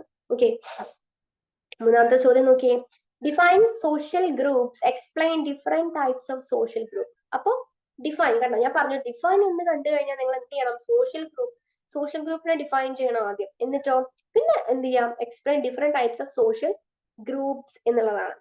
ഓക്കെ, അപ്പോ വിവിധ തരത്തില് സോഷ്യൽ ഗ്രൂപ്പ്സ് ഉണ്ട് എന്നുള്ളതാണ് മനസ്സിലാക്കി വെക്കേണ്ടത്. ഓക്കെ, എന്താ സോഷ്യൽ ഗ്രൂപ്പ് എന്ന് പറഞ്ഞാൽ എന്താ? A social group forms when 2 or more individuals contact and communicate directly or indirectly. എങ്ങനെയാ സോഷ്യൽ ഗ്രൂപ്പുകൾ ഉണ്ടാവുന്നത്? എങ്ങനെയാ? when 2 or more individuals ഒന്നോ അതിലധികമോ ആളുകള് എന്ത് ചെയ്യുക, കോണ്ടാക്ട് ചെയ്യുക അല്ലെങ്കിൽ കമ്മ്യൂണിക്കേറ്റ് ചെയ്യുക. ഡയറക്റ്റ് ആയിട്ട് ഒന്നോ രണ്ടോ അധികം ആളുകളെ കമ്മ്യൂണിക്കേറ്റ് ചെയ്യുക അല്ലെങ്കിൽ കോണ്ടാക്ട് ചെയ്യുന്നതിന് നമുക്ക് എന്ത് ചെയ്യാം, അങ്ങനെയാണ് ഒരു സോഷ്യൽ ഗ്രൂപ്പ് എന്ത് ചെയ്യുന്നത്, ഫോം ചെയ്യുന്നത്. Individuals from social group to achieve common goals. അപ്പൊ ഇത്തരത്തിലുള്ള കാര്യങ്ങൾ ടെക്സ്റ്റിനകത്ത് പറയുന്നുണ്ട്. അപ്പൊ നിങ്ങൾ എന്ത് ചെയ്യുക, ആ ഡെഫിനിഷൻ ആദ്യം ഉൾക്കൊള്ളാൻ വേണ്ടിയിട്ട് അല്ലെങ്കിൽ ഉൾപ്പെടുത്താൻ വേണ്ടി ശ്രമിക്കുക. എന്നിട്ട് വേണം ഇത് എക്സ്പ്ലെയിൻ ചെയ്യാൻ, types of social groups explain ചെയ്യാൻ. അപ്പൊ ആദ്യത്തെ ഗ്രൂപ്പ് വന്നിട്ട് നോക്കിയേ, പ്രൈമറി ആൻഡ് സെക്കൻഡറി ഗ്രൂപ്പ്സ് അല്ലെ. പ്രൈമറി സെക്കൻഡറി ഗ്രൂപ്പ്സ് ആണ് പറയുന്നത്. നോക്കിക്കേ, പ്രൈമറി സെക്കൻഡറി നമുക്ക് പഠിക്കാനും സുഖമാണ്. പേര് നോക്കി പ്രൈമറി സെക്കൻഡറി കേട്ട് എന്താ പറയാ, ഇതായി വന്നിട്ടുള്ളതാണ് പ്രൈമറി സെക്കൻഡറി എല്ലാത്തിലും ഉണ്ട് അല്ലെ. അപ്പൊ പ്രൈമറി ആൻഡ് സെക്കൻഡറി ഗ്രൂപ്പ്സ് ആണ് ഇവിടെ പറഞ്ഞത്. പ്രൈമറി ഗ്രൂപ്പ് എന്താ നോക്കിയേ, എന്താണ്? പേഴ്സണൽ ഓറിയന്റേറ്റഡ് ആണ്, അല്ലെങ്കിൽ വ്യക്തികളെ അടിസ്ഥാനപ്പെടുത്തിയിട്ടുള്ളതാണ് പ്രൈമറി ഗ്രൂപ്പ് എന്ന് പറയുന്നത്. അപ്പൊ സെക്കൻഡറി ഗ്രൂപ്പ് എങ്ങനെയായിരിക്കും? സെക്കൻഡറി ഗ്രൂപ്പ് എന്താ പറയുന്നേ, ഗോൾ ഓറിയന്റഡ് ആണ്, ലക്ഷ്യബോധമുള്ളതാണ് എന്ന്. ഓക്കെ, അപ്പൊ പ്രൈമറി ഗ്രൂപ്പ് എന്ന് പറയുന്നത് വ്യക്തികളെ അടിസ്ഥാനപ്പെടുത്തിയിട്ടുള്ളതാണ്. അത് സ്മാൾ ഗ്രൂപ്പാണ്. പ്രൈമറി ഗ്രൂപ്പ് എന്ന് പറയുന്നത് ചെറിയ ഗ്രൂപ്പാണ്, വ്യക്തികളെ അടിസ്ഥാനപ്പെടുത്തിയിട്ടുള്ളതാണ്. ഇനിയോ അടുപ്പമുള്ളതും മുഖാമുഖം സഹവാസവും സഹകരണവുമായിട്ട് ബന്ധിപ്പിക്കുന്നു, അല്ലെങ്കിൽ ബന്ധിപ്പിക്കുന്ന ഒരു ചെറിയ കൂട്ടം ആളുകളെ സൂചിപ്പിക്കുന്നു എന്നൊക്കെ പറയുമ്പോൾ, എക്സാമ്പിൾ പറയുമ്പോൾ നിങ്ങൾക്ക് മനസ്സിലാവും കേട്ടോ. അടുപ്പമുള്ളതും അതേപോലെ തന്നെ മുഖാമുഖമായിട്ടുള്ള ആ ഒരു കണക്ഷനും അതുപോലെ തന്നെ സഹകരണവും വഴി ബന്ധിപ്പിച്ചിരിക്കുന്ന ഒരു ചെറിയ കൂട്ടം ആളുകൾ എന്ന് പറയുമ്പോൾ നോക്കിക്കേ, ഫാമിലി, ഫ്രണ്ട്സ്, വില്ലേജ്, ഇവരൊക്കെ എന്താണ് അത്രയും ക്ലോസ്ഡ് ആണ് അല്ലെ. മുഖാമുഖം എപ്പോഴും കമ്മ്യൂണിക്കേഷൻ ഉള്ളതാണ്, അടുപ്പമുള്ളതാണ്, പരസ്പരം സഹകരിച്ച് പോരുന്ന ഒരു ചെറിയ കൂട്ടം ആളുകളാണ് അല്ലെ നമ്മളുടെ ഒരു ഫാമിലിനകത്തായാലും ഫ്രണ്ട്സ് സർക്കിളിലായാലും വില്ലേജിനകത്തൊക്കെ ആയാലും. അപ്പൊ സ്മാൾ ഗ്രൂപ്പ് ഓഫ് പീപ്പിൾ ആണ് പ്രൈമറി ഗ്രൂപ്പിൽ വരുന്നത്. തികച്ചും വ്യക്തികളെ അടിസ്ഥാനപ്പെടുത്തിയിട്ടുള്ളതാണ്. ഇത്തരത്തിലുള്ള അടുപ്പവും അതുപോലെ തന്നെ സഹകരണവുമായിട്ട് കഴിഞ്ഞു പോകുന്ന ഒരു ചെറിയ കൂട്ടം ആളുകളെയാണ് എന്ത് പ്രൈമറി ഗ്രൂപ്പ് സൂചിപ്പിക്കുന്നത്. പിന്നെ അവർക്ക് അവരുടേതായിട്ടുള്ള എന്താണ് ഒരു ബോധം ഉണ്ട് എന്നുള്ളതാണ് മനസ്സിലാക്കേണ്ട വേറൊരു കാര്യം. എക്സാമ്പിൾ വന്നിട്ട് ഫാമിലി, വില്ലേജ്, അതേപോലെ തന്നെ ഫ്രണ്ട്സ്, ഇതൊക്കെ നമുക്ക് എക്സാമ്പിൾ ആയിട്ട് എടുക്കാം. ഇനി സെക്കൻഡറി ഗ്രൂപ്പ് വന്നു കഴിഞ്ഞാലോ ലാർജ് ഇൻ സൈസ് ആണ്. പ്രൈമറി ഗ്രൂപ്പിൽ നിന്നും തികച്ചും വ്യത്യസ്തപ്പെട്ട് നിൽക്കുന്ന ഒന്നാണ് സെക്കൻഡറി ഗ്രൂപ്പ് എന്ന് പറയുന്നത്. ലാർജ് ഇൻ സൈസ് ആണ്, വളരെയധികം വലുതാണ്. പിന്നെയോ ഔപചാരികവും വ്യക്തിപരവുമായ റിലേഷൻ കീപ്പ് ചെയ്യുന്നു എന്നുള്ളതാണ്. ഓക്കെ, പിന്നീടോ ലക്ഷ്യബോധമുണ്ട്. പിന്നെ ടെമ്പററി ഇൻ നേച്ചർ ആണ്, അതായത് താൽക്കാലിക സ്വഭാവമുള്ളതാണ് സെക്കൻഡറി ഗ്രൂപ്പ്സിൽ പെടുന്നവരുള്ളത്. എക്സാമ്പിൾ പറയുമ്പോൾ സ്കൂൾ, ഗവൺമെന്റ് ഓഫീസ്, ഹോസ്പിറ്റൽസ് ഒക്കെ നമുക്ക് പറയാൻ വേണ്ടിയിട്ട് സാധിക്കും. അപ്പൊ അത് നമ്മൾ പറഞ്ഞ പ്രൈമറി ആൻഡ് സെക്കൻഡറി ഗ്രൂപ്പാണ്. പ്രൈമറി ഗ്രൂപ്പ് എന്ന് പറയുന്നത് വളരെയധികം ചെറുതാണ്, വ്യക്തികളെ അടിസ്ഥാനപ്പെടുത്തിയിട്ടുള്ളതാണ്, അടുപ്പമുള്ളതും വളരെയധികം സഹകരിച്ച് കഴിഞ്ഞു പോകുന്നതുമായിട്ടുള്ള ചെറിയ കൂട്ടം ആളുകളെ സൂചിപ്പിക്കുന്നു. എക്സാമ്പിൾ വന്നിട്ട് ഫാമിലി, വില്ലേജ്, ഫ്രണ്ട്സ്. ഇനി സെക്കൻഡറി ഗ്രൂപ്പ് വന്നിട്ട് ലാർജ് ഇൻ സൈസ് ആണ്. അതേപോലെ തന്നെ ഔപചാരികവും വ്യക്തിപരവുമായിട്ടുള്ള റിലേഷൻസ് അത് കീപ്പ് ചെയ്യുന്നുണ്ട്, ലക്ഷ്യബോധമുണ്ട്, അതേപോലെ തന്നെ താൽക്കാലിക സ്വഭാവമുള്ളതാണ്. ഇനിയോ സ്കൂൾ, ഗവൺമെന്റ് ഓഫീസ്, അതേപോലെ തന്നെ ഹോസ്പിറ്റലൊക്കെയാണ് എക്സാമ്പിൾ. അപ്പൊ ഈ ഓരോ ഗ്രൂപ്പിനും എക്സാമ്പിൾ സഹിതം നിങ്ങൾ എന്ത് ചെയ്യുക, ആൻസർ ചെയ്യാൻ വേണ്ടിയിട്ട് ശ്രമിക്കുക. അപ്പൊ ഒന്നുകൂടെ എളുപ്പമായിരിക്കും. ഓക്കെ, നെക്സ്റ്റ് ഗ്രൂപ്പ് എന്താ, in groups and out groups ആണ് വരുന്നത്. നോക്കിയേ, എന്താ in groups and out groups? ഇത് നമുക്ക് സിമ്പിൾ ആണ് ഇത് മനസ്സിലാക്കാൻ വേണ്ടിയിട്ട്. ഓക്കെ, ഇൻ ഗ്രൂപ്പിലെ അംഗങ്ങൾ ഉൾപ്പെടാത്ത ഗ്രൂപ്പാണ് ഔട്ട് ഗ്രൂപ്പ് എന്ന് പറയുന്നത്. അപ്പൊ ഇൻ ഗ്രൂപ്പിലുള്ളവർ ഔട്ട് ഗ്രൂപ്പിലും ഉണ്ടാവില്ല, ഔട്ട് ഗ്രൂപ്പിലുള്ളവർ ഇൻ ഗ്രൂപ്പിലും ഉണ്ടാവില്ല. ശ്രദ്ധിക്കുക, കൺഫ്യൂഷൻ ആവരുത്. പറയുമ്പോ തന്നെ തെറ്റിപ്പോകുന്ന ഒരു പേടി എനിക്കുണ്ട്. ഇൻ ഗ്രൂപ്പിലെ അംഗങ്ങൾ ഉൾപ്പെടാത്ത ഗ്രൂപ്പാണ് ഔട്ട് ഗ്രൂപ്പ് എന്ന് പറയുന്നത്. അതായത് ഇൻ ഗ്രൂപ്പും ഔട്ട് ഗ്രൂപ്പും ശത്രുക്കളായിട്ട് ചില സമയത്ത് എന്ത് ചെയ്യുന്നുണ്ട്, പറയുന്നുണ്ട് കേട്ടോ. അതായത് ഇൻ ഗ്രൂപ്പിലെ അംഗങ്ങൾക്ക് ഔട്ട് ഗ്രൂപ്പിലെ അംഗത്തെ എന്ത് വിളിക്കാം, അവർ, അവരുടെ, അല്ലെങ്കിൽ അവർ എന്നൊക്കെ അഭിസംബോധന ചെയ്യുന്നത്. അപ്പൊ ഇൻ ഗ്രൂപ്പിലുള്ള ആളുകൾ ഉണ്ടല്ലോ, അവർക്ക് ഔട്ട് ഗ്രൂപ്പ് അല്ലെങ്കിൽ ഇൻ ഗ്രൂപ്പിലുള്ള ആളുകള് ഔട്ട് ഗ്രൂപ്പുകളിലുള്ള ആളുകളെ എന്താ പറയുന്നത്, അവർ എന്നാ പറയുന്നത്. അപ്പൊ ഞാൻ പറയാം, അപ്പൊ നിങ്ങളും നിങ്ങളുടെ ഫ്രണ്ട്സും നിങ്ങളുടെ ക്ലാസ്സിൽ തന്നെ എന്തുണ്ടാവും, ഗ്യാങ്ങുകൾ ഉണ്ടാവും അല്ലെ. അപ്പൊ നിങ്ങളും നിങ്ങളുടെ ഫ്രണ്ട്സും നിങ്ങളെ പോലെ തന്നെ വേറെ കുറച്ച് ഗ്യാങ്ങുകൾ ഉണ്ടാവും ക്ലാസ്സിനുള്ളിൽ തന്നെ. അപ്പൊ നിങ്ങൾ എന്താണ്, നിങ്ങൾ ഇൻ ഗ്രൂപ്പുകളാണ്. ഓക്കെ, അപ്പൊ നിങ്ങൾ മറ്റുള്ള ഗ്രൂപ്പുകളെ നിങ്ങൾ എന്താ പറയാ, അവർ അല്ലെങ്കിൽ അവരുടെ എന്നാ പറയാ. അപ്പൊ അവരെന്താണ്, ഔട്ട് ഗ്രൂപ്പാണ്. ഓക്കെ, നിങ്ങളും നിങ്ങളുടെ ഫ്രണ്ട്സും ഇൻ ഗ്രൂപ്പും, അപ്പൊ മറ്റുള്ളവര് എന്താണ്, ഔട്ട് ഗ്രൂപ്പാണ്. അപ്പൊ നിങ്ങൾ എന്ത് ചെയ്യും, നിങ്ങൾ എന്താണ് ഔട്ട് ഗ്രൂപ്പിൽ പെടാത്ത ആളുകളാണ് നിങ്ങൾ, അല്ലെങ്കിൽ നിങ്ങളുടെ ഗ്രൂപ്പിലെ അംഗങ്ങള് ഉൾപ്പെടാത്ത ഗ്രൂപ്പാണ് എന്താ ഔട്ട് ഗ്രൂപ്പ് എന്ന് പറയുന്നത്. നിങ്ങൾ അങ്ങോട്ടേക്കും പോവില്ല, അവര് നിങ്ങളെ അടുത്തേക്കും വരും. അപ്പൊ അതാണ് പറയുന്നത്. നിങ്ങൾക്ക് എന്താണ് അവർ എന്നുള്ള, നിങ്ങൾക്ക് അവരുടെ, അത് അവരുടെയാണ്, നമ്മുടെ അല്ല അവരുടെയാണ് എന്നുള്ള തോട്ട് നിങ്ങൾക്ക് വരും. അപ്പൊ അത് അവര് എന്ന് പറയുമ്പോൾ എന്താണ്, അത് ഔട്ട് ഗ്രൂപ്പിലെ അംഗത്വത്തിന് അല്ലെങ്കിൽ ഔട്ട് ഗ്രൂപ്പിലെ ആളുകളെയാണ് നിങ്ങൾ എന്ത് പറയുന്നത്, അവർ എന്ന് പറയുന്നത്. നിങ്ങൾ അവർ എന്ന് നിങ്ങൾക്ക് അഭിസംബോധന ചെയ്യാം എന്നുള്ളതാണ്. അപ്പോ ഇനി ഔട്ട് ഗ്രൂപ്പ് എന്ന് പറയുമ്പോൾ അപ്പൊ നമുക്ക് മാറ്റി നിർത്തപ്പെട്ട വിഭാഗം, അതായത് എക്സാമ്പിൾ പറയുകയാണെങ്കിൽ കുടിയേറ്റക്കാരെ നമുക്ക് പറയാൻ വേണ്ടി സാധിക്കും. അപ്പൊ കുടിയേറ്റക്കാരോട് ഈ പ്രാദേശിക ജനങ്ങളൊക്കെ എങ്ങനെയാണ് ഒരു ശത്രുതയോട് കൂടിയിട്ടാണ്, ഈ ശത്രു എന്ന് പറയുന്ന ഒരു മനോഭാവമാണ് കുടിയേറ്റക്കാരോട് ഈ ഒരു എന്താ പറയാ പ്രാദേശിക ജനങ്ങളൊക്കെ ചെയ്യാറ്. അപ്പൊ ഈ കുടിയേറ്റക്കാർ എന്ന് പറയുമ്പോൾ ഔട്ട് ഗ്രൂപ്പിന്റെ ഒരു ഉദാഹരണമായിട്ട് നമുക്ക് പറയാൻ വേണ്ടി സാധിക്കും. ഓക്കെ, ഒരു ഔട്ട് ഗ്രൂപ്പിലെ അംഗങ്ങൾ പലപ്പോഴും ഇൻ ഗ്രൂപ്പിലെ അംഗങ്ങളിൽ നിന്ന് ശത്രുപരമായിട്ടുള്ള പ്രതികരണങ്ങൾ നേരിടുന്നു എന്നുള്ളതാണ്. അപ്പൊ ഔട്ട് ഗ്രൂപ്പ് എന്ന് പറയുന്നത് മാർജിനലൈസ് ചെയ്യപ്പെടുന്ന ആളുകളാണെന്ന് വേണമെങ്കിൽ നമുക്ക് പറയാൻ വേണ്ടിയിട്ട് പറ്റും. ഓക്കെ, അപ്പൊ ഈ ഔട്ട് ഗ്രൂപ്പിലെ ആളുകൾ പലപ്പോഴും ഇൻ ഗ്രൂപ്പിലെ അംഗങ്ങളിൽ നിന്ന്, അതായത് എപ്പോഴും ഒരു പടി മുന്നിൽ എന്ന് പറയുമ്പോൾ എക്സാമ്പിൾ ഒക്കെ വെച്ച് നമ്മൾ പറയുകയാണെങ്കിൽ ഇൻ ഗ്രൂപ്പ് തന്നെ ആയിരിക്കും അല്ലെ. അവര് ഞങ്ങള് എന്നുള്ള ആ ഒരു തോട്ടും അല്ലെങ്കിൽ ഞങ്ങൾക്ക് വേണ്ടി മാത്രം ഞങ്ങള് എന്നുള്ള ആ ഒരു ഗഡ്സ് ഒക്കെ ആർക്കുണ്ട്, ഇൻ ഗ്രൂപ്പിന് ഉണ്ട് എന്ന് വേണമെങ്കിൽ നമുക്ക് പറയാൻ വേണ്ടി പറ്റും. അപ്പൊ ഇൻ ഗ്രൂപ്പിൽ നിന്നും ഔട്ട് ഗ്രൂപ്പിലെ അംഗങ്ങൾ എന്താണ് പലതരത്തിലുള്ള ശത്രുപരമായിട്ടുള്ള പ്രതികരണങ്ങളൊക്കെ ഇടുന്നുണ്ട് എന്നുള്ളതാണ് മനസ്സിലാക്കേണ്ട ഒരു കാര്യം.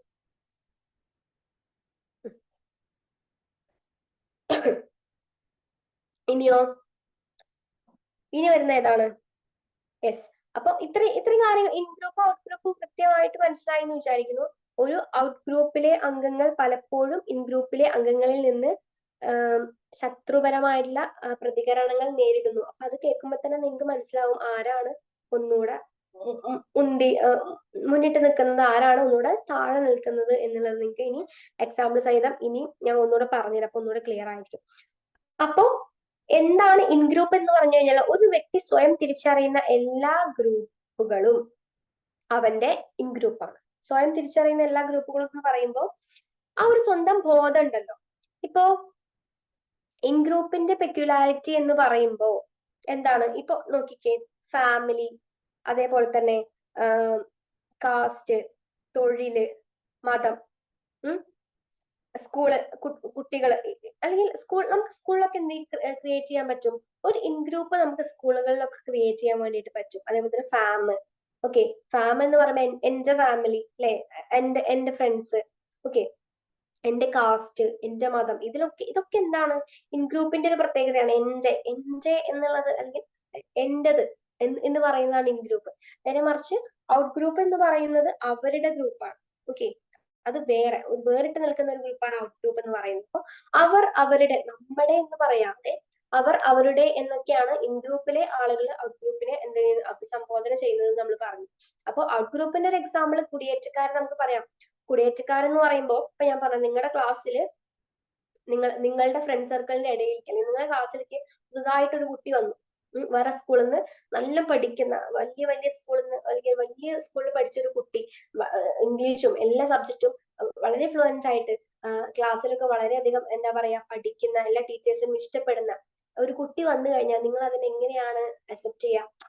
ഇപ്പൊ നിങ്ങളുടെ ആ ഒരു ക്ലാസ് മുറിയിൽ ഈ പറഞ്ഞ പോലെ ഒന്നും അല്ലാതാക്കിക്കൊണ്ട് പുതിയൊരു കുട്ടി വരുമ്പോ ആ കുട്ടി ടീച്ചേഴ്സിന്റെ ശ്രദ്ധയൊക്കെ പിടിച്ചു പറ്റുമ്പോ ടീച്ചേഴ്സിന്റെ എല്ലാ വിധത്തിലുള്ള അറ്റൻഷനും ആ കുട്ടിയിലേക്ക് മാത്രം പോകുമ്പോൾ നിങ്ങളുടെ മനസ്സിൽ എന്താ ഉണ്ടാവുക?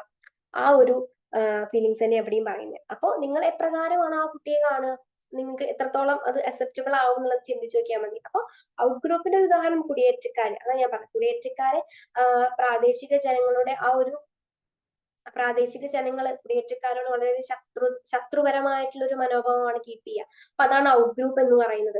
ഇൻ ഗ്രൂപ്പ് എന്ന് പറയുമ്പോൾ നമുക്കറിയാം എന്താണ് നമ്മുടെ എന്റെ ഫാമിലി, കാസ്റ്റ്, തൊഴില്, മതം, അത്തരത്തിലുള്ള കാര്യങ്ങൾ, സ്കൂൾ കുട്ടികൾക്കൊക്കെ എന്ത് ചെയ്യാം, ഇൻ ഗ്രൂപ്പ് നമുക്ക് എന്ത് ചെയ്യാൻ പറ്റും, ഉണ്ടാക്കാൻ വേണ്ടിയിട്ട് പറ്റും എന്നുള്ളതാണ്. അപ്പൊ ഇതാണ് ഇൻ ഗ്രൂപ്പും ഔട്ട് ഗ്രൂപ്പും എന്ന് പറയുന്നത്.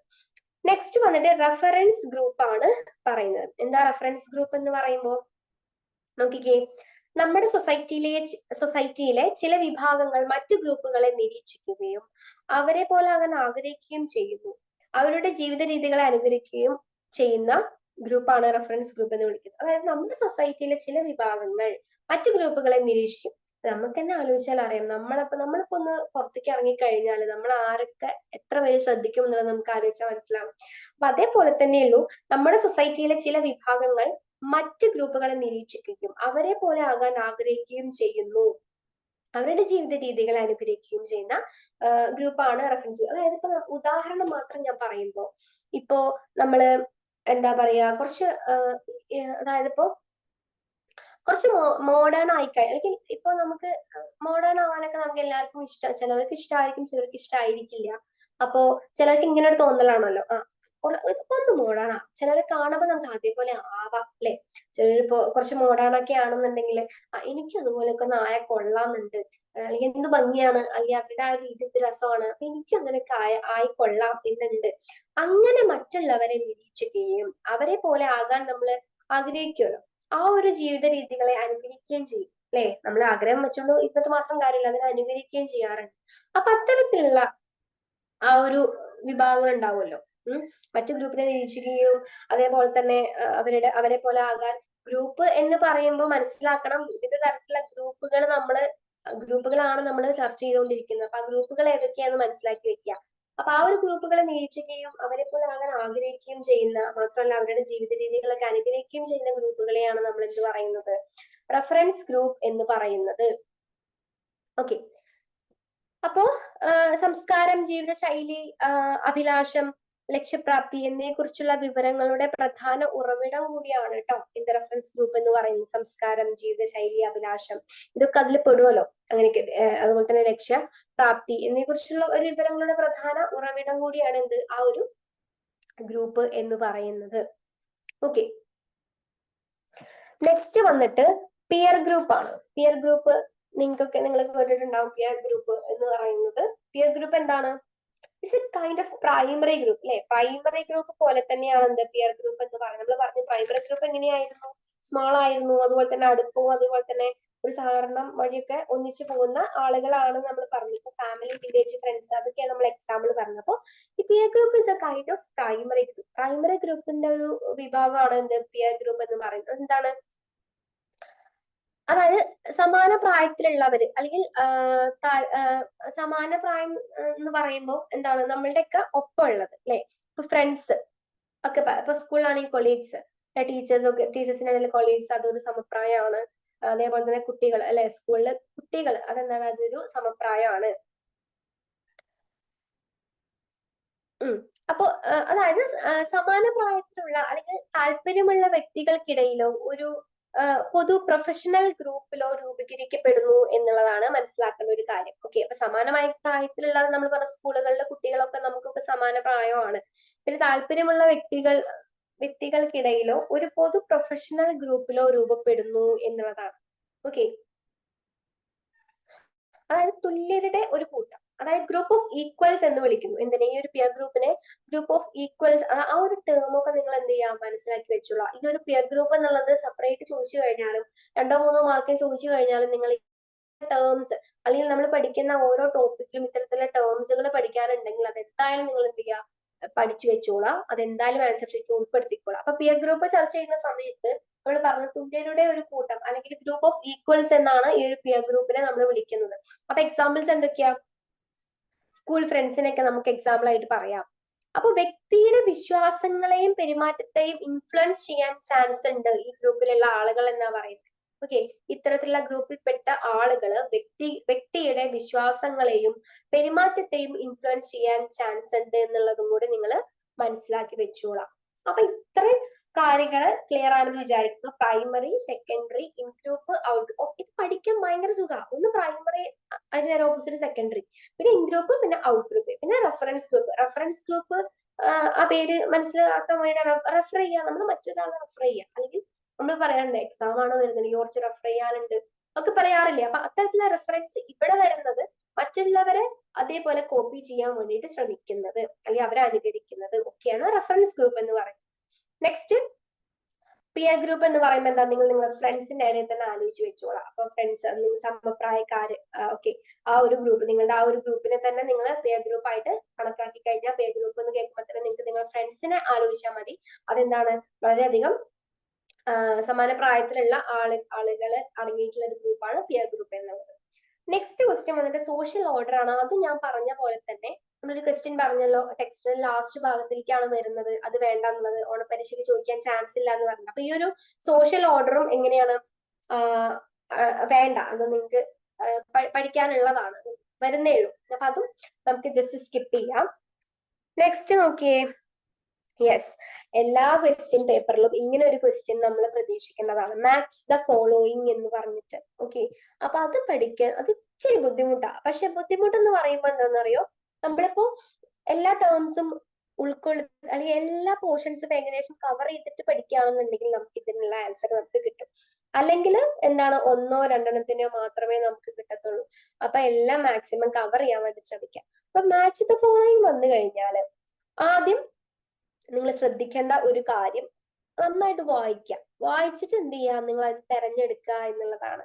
ഓക്കെ, ഇപ്പൊ നോക്കിയേ, കാൾ മാർക്സിന്റെ നേരെ ബ്യൂറോക്രസിയാണ് കൊടുത്തിട്ടുള്ളത്. എമിൽ ദുർക്കമിന്റെ നേരെ French revolution, Max Weber class struggle, enlightenment, slavery, primitive communism, division of labour and society. അപ്പൊ ഇതാണ് നിങ്ങൾ എന്ത് ചെയ്യേണ്ടത്, മാച്ച് ദ ഫോളോയിങ്, അല്ലെങ്കിൽ നിങ്ങൾ അത് കറക്റ്റ് ചെയ്തിട്ടാണ് ആൻസർ ആക്കിയിട്ട് മാറ്റേണ്ടത്. അപ്പൊ എങ്ങനെയാ വരുന്നത്? കാൾ മാർക്സിന്റെ എന്താ ക്ലാസ് സ്ട്രഗിളാ വരുന്നത്. എമിൽ ദുർക്കമിന്റെ എന്താ division of labour and society. Max വെബറിന്റെ ആണ് എന്ത് ബ്യൂറോക്രസി വരുന്നത്. എൻലൈറ്റൻമെന്റ് എന്താണ് ഫ്രഞ്ച് റെവല്യൂഷൻ. പ്രിമിറ്റീവ് കമ്മ്യൂണിസം എന്താണ് സ്ലേവറി. അപ്പൊ ഇതാണ് ഇതിന്റെ ആൻസർ വരുന്നത്. ഓക്കെ, അപ്പൊ നമ്മള് ഏകദേശം 16 രണ്ടെണ്ണം ഞാൻ പറഞ്ഞു, അത് നിങ്ങൾക്ക് ഇപ്പൊ വേണ്ട എന്നുള്ളത് ഞാൻ പറഞ്ഞു. അപ്പൊ ബാക്കി 14 ചോദ്യം എന്ത് ചെയ്യാം, ഫസ്റ്റ് ചാപ്റ്ററും സെക്കൻഡ് ചാപ്റ്ററും വരുന്ന ഇമ്പോർട്ടന്റ് ആയിട്ടുള്ള ക്വസ്റ്റ്യൻസ് ആണ് വരുന്നത്. അപ്പൊ നിങ്ങൾ എന്ത് ചെയ്യുക, നന്നായിട്ട് പഠിക്കാൻ വേണ്ടിയിട്ട് ശ്രമിക്കുക. പിന്നെ ഞാൻ പറഞ്ഞ പോലെ തന്നെ എക്സാം അറ്റൻഡ് ചെയ്യുന്ന ആ ഒരു സമയത്ത് നിങ്ങൾ ശ്രദ്ധിക്കേണ്ട ഒരു കാര്യം എന്ന് പറയുമ്പോൾ നന്നായിട്ട് പഠിച്ചു പോവുക. എല്ലാ പോർഷൻസും എന്ത് ചെയ്യുക, കവർ ചെയ്യാൻ വേണ്ടിയിട്ട് ശ്രമിക്കുക. എല്ലാ പോർഷൻസും കവർ ചെയ്യാന്ന് പറയുമ്പോൾ ഒന്നും തന്നെ സ്കിപ്പ് ചെയ്യാണ്ട് പഠിക്കാം. ഓക്കെ, വീണ്ടും വീണ്ടും നിങ്ങൾ എന്ത് ചെയ്യുക, ഇങ്ങനെ ഓർത്തുകൊണ്ടിരിക്കുക. ഇത് അങ്ങനെ ബൈഹാർട്ട് പഠിക്കണം എന്ന് ഞാൻ പറഞ്ഞു, പക്ഷെ ബൈഹാർട്ട് പഠിക്കേണ്ട കാര്യങ്ങൾ നിങ്ങൾ എന്തായാലും ബൈഹാർട്ട് പഠിക്കണം. ഓക്കെ, ഡെഫിനിഷൻ എന്തെങ്കിലും ഉണ്ടെങ്കിൽ നിങ്ങൾ അത് ബൈഹാർട്ട് പഠിക്കണം. പിന്നെ ഓരോ ടേംസ്, ഓക്കെ, ഇപ്പൊ ഈ ഗ്രൂപ്പ്സ് തന്നെ വന്നു കഴിഞ്ഞാൽ നമ്മൾ എല്ലാ ഗ്രൂപ്പും എഴുതാൻ വേണ്ടിയിട്ട് ശ്രമിക്കാം. പിന്നെ എഴുതുന്നത് വൃത്തിയായിട്ട് എഴുതിക്കോളാം, പഠിക്കാനുള്ളത് വൃത്തിയായിട്ട് പഠിച്ചോളാം. ഓക്കെ, നിങ്ങൾ ഡെഫിനിഷൻ എന്ന് പറയുമ്പോൾ നിങ്ങളേതായിട്ടുള്ള ഡെഫിനിഷൻ അല്ല നിങ്ങൾ ആഡ് ചെയ്യേണ്ടത്. നമ്മുടെ ടെക്സ്റ്റിനകത്ത് ഇനിയിപ്പോ ഏതെങ്കിലും ആളുകൾ സോഷ്യോളജിസ്റ്റ് പറഞ്ഞിട്ടുള്ള അവരുടെ ആ ഒരു സ്റ്റേറ്റ്മെന്റ് ആണെന്നുണ്ടെങ്കിൽ അത് അതേപടി തന്നെ നിങ്ങൾ എന്ത് ചെയ്യുക, ഉൾപ്പെടുത്താൻ വേണ്ടി ശ്രമിക്കുക എന്നുള്ളതാണ്. പിന്നെ വൃത്തിയായിട്ട് ആൻസർ എഴുതുക. അതായത് കുറച്ച് അവിടെ ഇവിടെ എഴുതി പിന്നെ ഇപ്പുറത്ത് എഴുതി അങ്ങനെയൊന്നുമല്ല. കറക്റ്റ് ആയിട്ട് എസ് ഒക്കെ ആണെങ്കിൽ ഒരു ഇൻട്രൊഡക്ഷൻ എഴുതുക. എന്നിട്ട് നിങ്ങൾ ആ ഒരു ആൻസർ ഓരോ പോയിന്റ് അല്ല, എസ് ഒക്കെ ആകുമ്പോൾ ആ ഒരു ഹെഡിങ് ഒക്കെ എഴുതി അണ്ടർലൈൻ ചെയ്ത് എഴുതി അതിനൊരു കൺക്ലൂഷൻ കൊടുക്കുക. അങ്ങനെയൊക്കെ ആണെങ്കിൽ എന്താണെന്ന് അറിയാം, നിങ്ങൾക്ക് നന്നായിട്ട് സ്കോർ ചെയ്യാൻ വേണ്ടി പറ്റും. പിന്നെ ടെക്സ്റ്റിനകത്തുള്ള ടേംസ് എന്ത് ചെയ്യുക, മാക്സിമം എല്ലാം തന്നെ ഉൾപ്പെടുത്താൻ വേണ്ടി ശ്രമിക്കുക. പിന്നെ ക്വസ്റ്റ്യൻ നമ്പർ ഇടാൻ മറന്നു പോകരുത്. അപ്പോൾ മാർജിൻ ഇല്ലാത്ത പേപ്പർ ആണെന്നുണ്ടെങ്കിൽ ജസ്റ്റ് ആ പേപ്പർ ഒന്ന് ഫോൾഡ് ചെയ്തിട്ട് മാർജിൻ ചെയ്തിട്ട് അല്ലെങ്കിൽ മാർജിൻ വരച്ചിട്ട് ക്വസ്റ്റ്യൻ നമ്പർ ഇട്ടിട്ട് എന്ത് ചെയ്യുക, ഫസ്റ്റ് ലെറ്റർ ക്യാപിറ്റൽ ഒക്കെ കൊടുത്തിട്ട് ഹെഡിങ്സ് ഒക്കെ നന്നായിട്ട് ക്യാപിറ്റലൈസ് ചെയ്ത് എഴുതിക്കൊള്ളുക. അപ്പോ ഇത്രയാണ് ഫസ്റ്റ് ആൻഡ് സെക്കൻഡ് ചാപ്റ്റർ വെച്ച് നോക്കുമ്പോൾ ഇത്തരത്തിൽ ഈ ഒരു ക്വസ്റ്റ്യൻസ് തന്നെ ആയിരിക്കും മാക്സിമം നിങ്ങൾക്ക് ചോദിക്കുന്നുള്ളൂ. അപ്പോ എല്ലാം ഇമ്പോർട്ടന്റ് ആണ്, ഒന്നും സ്കിപ്പ് ചെയ്യാണ്ടിരിക്കുക. മാക്സിമം എല്ലാം കവർ ചെയ്ത് കഴിഞ്ഞാൽ തന്നെ നമുക്ക് ആൻസർ എഴുതാവുന്നതേ ഉള്ളൂ. ഇപ്പൊ ഒന്നും എഴുതാൻ കിട്ടിയിട്ടില്ലെങ്കിലും അതുമായി ബന്ധപ്പെട്ടുള്ള എന്തെങ്കിലുമൊക്കെ ആയിട്ട് നിങ്ങൾ എന്ത് ചെയ്യുക, എഴുതി വെച്ചോളാം. അപ്പൊ എത്രയേ ഉള്ളൂ, നമ്മള് കുറെ ക്വസ്റ്റ്യൻസ് ഡിസ്കസ് ചെയ്തു. അതൊക്കെ നിങ്ങൾക്ക് ക്ലിയർ ആയി എന്ന് വിചാരിക്കുന്നു. അപ്പൊ എത്രയേ ഉള്ളൂ. Thank you.